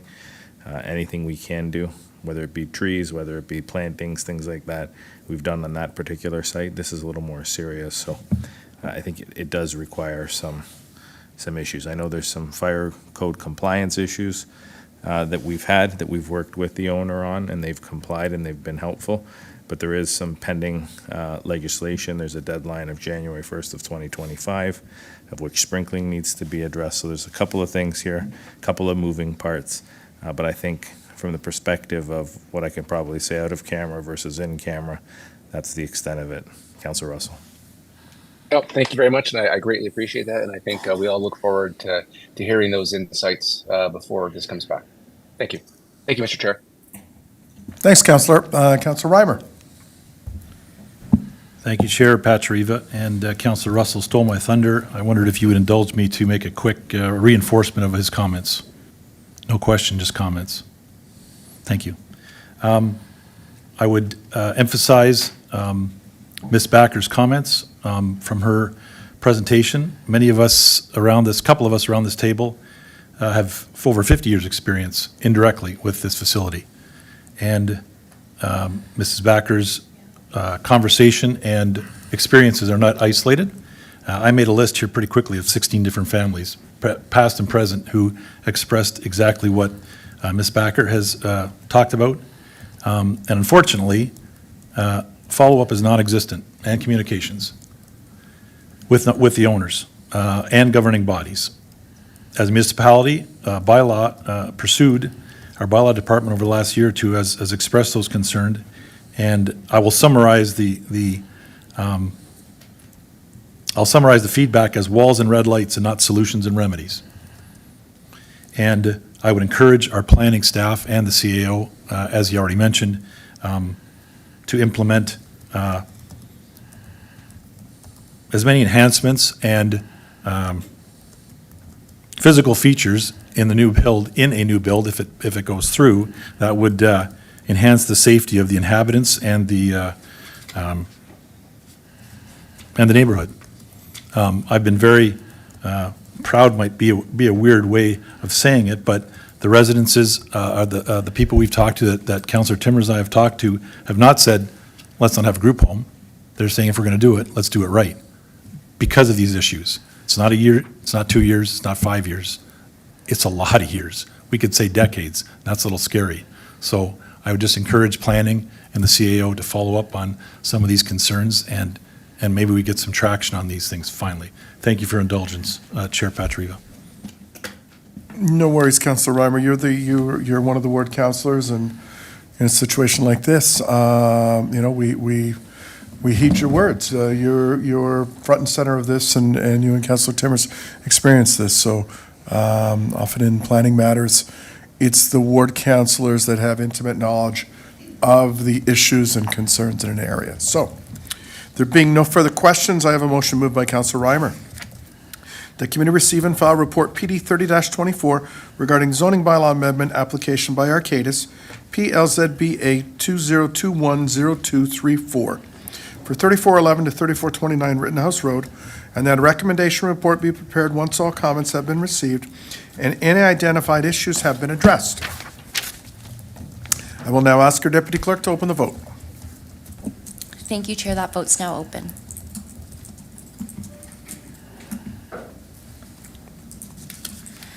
And I'll close that vote, and that motion carries. Thank you. Okay, thank you very much. And to the residents and in attendance tonight, thank you very much. Thank you very much for your attendance. Thank you very much for being patient with us.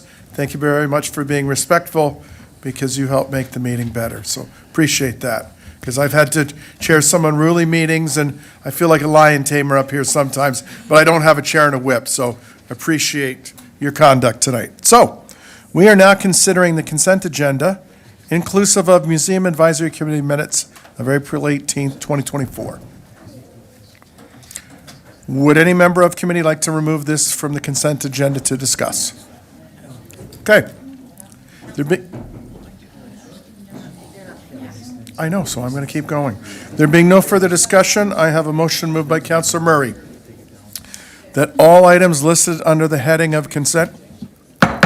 Hey, we've got the meeting going on up here, so we want to keep going. Okay? So, all items listed under the heading of consent agenda for Monday, July 8th, 2024 be adopted as recommended. Museum Advisory Committee minutes of April 18th, 2024. I will now ask our Deputy Clerk to open the vote. Thank you, Chair. That vote's now open.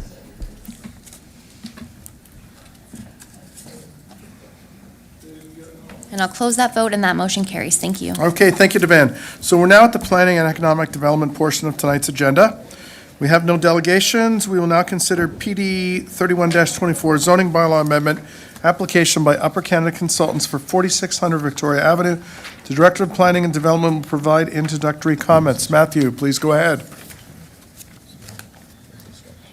Oh, Allison, okay. Sorry, thank you. Through you. Quite all right. Good evening. Before you is a recommendation on a zoning bylaw amendment to recognize and permit the existing covered eating area, which was constructed along the southerly wall of the Grand Oak Market Building at 4600 Victoria Avenue. To summarize, this application seeks to permit a maximum gross floor area of 752.3 square meters and seeks to recognize the existing legal non-complying rear yard setback for the market building of 13.34 meters. Town staff are supportive of the application as it seeks only to recognize the existing use and structures on site and does not propose any new development at this time. Be happy to answer any questions. Thank you. Ms. Martin, thank you very much. Do members of the committee have any questions? Okay. There being no further discussion, I have a motion moved by Councilor Reimer.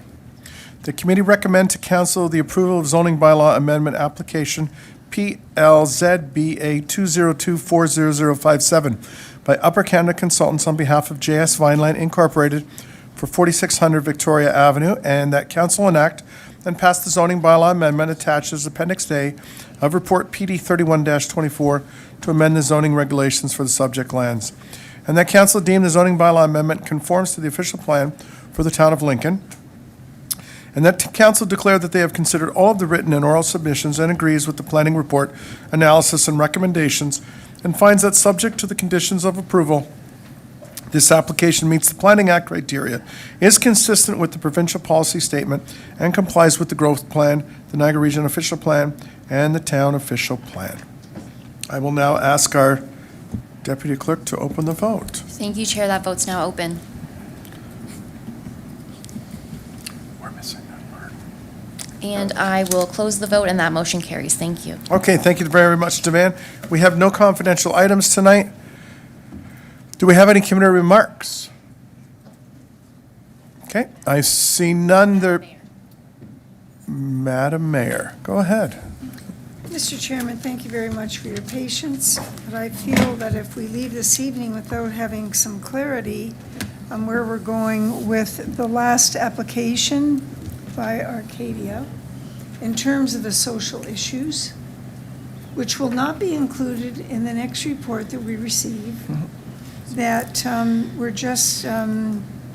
we're going to be allowing things just to sally along. So I certainly would like some advice from the CAO on how best to do this. I know there's going to be some conversations take place, but quite frankly, I still don't know who the owners are. I still don't know what the proper terminology is for this building.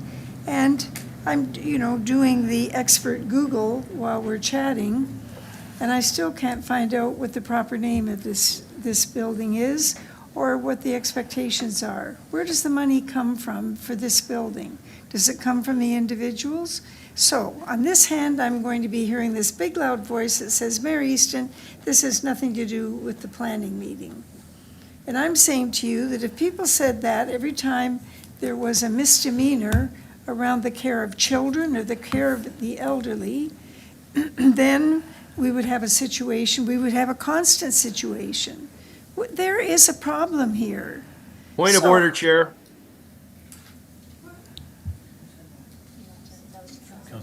Okay, Councilor Brunet? Through you, Chair. I fully agree with where Mayor Easton is going with this, but based on Councillor Russell's comments to our CAO, I believe we've already crossed the line in some of these discussions tonight. I think any further discussion with where Mayor Easton is going with this should be in closed session. I think we've already said too much in public with regards to Councillor Russell's comment to the CAO, and I think the CAO made it perfectly clear that he will gather information and he will be back to us. So I think we've gone too far in some of these conversations in a public setting.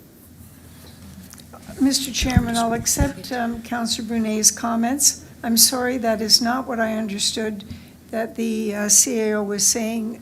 Regardless of that, I accept Councillor Brunet's comments and we'll move along.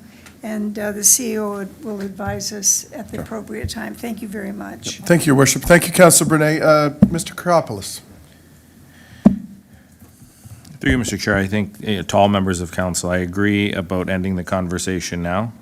Some of these comments, as I said in my previous comments, we're entering into areas I felt uncomfortable even to speak to. There is a planning process and there's questions that were asked outside of the planning process.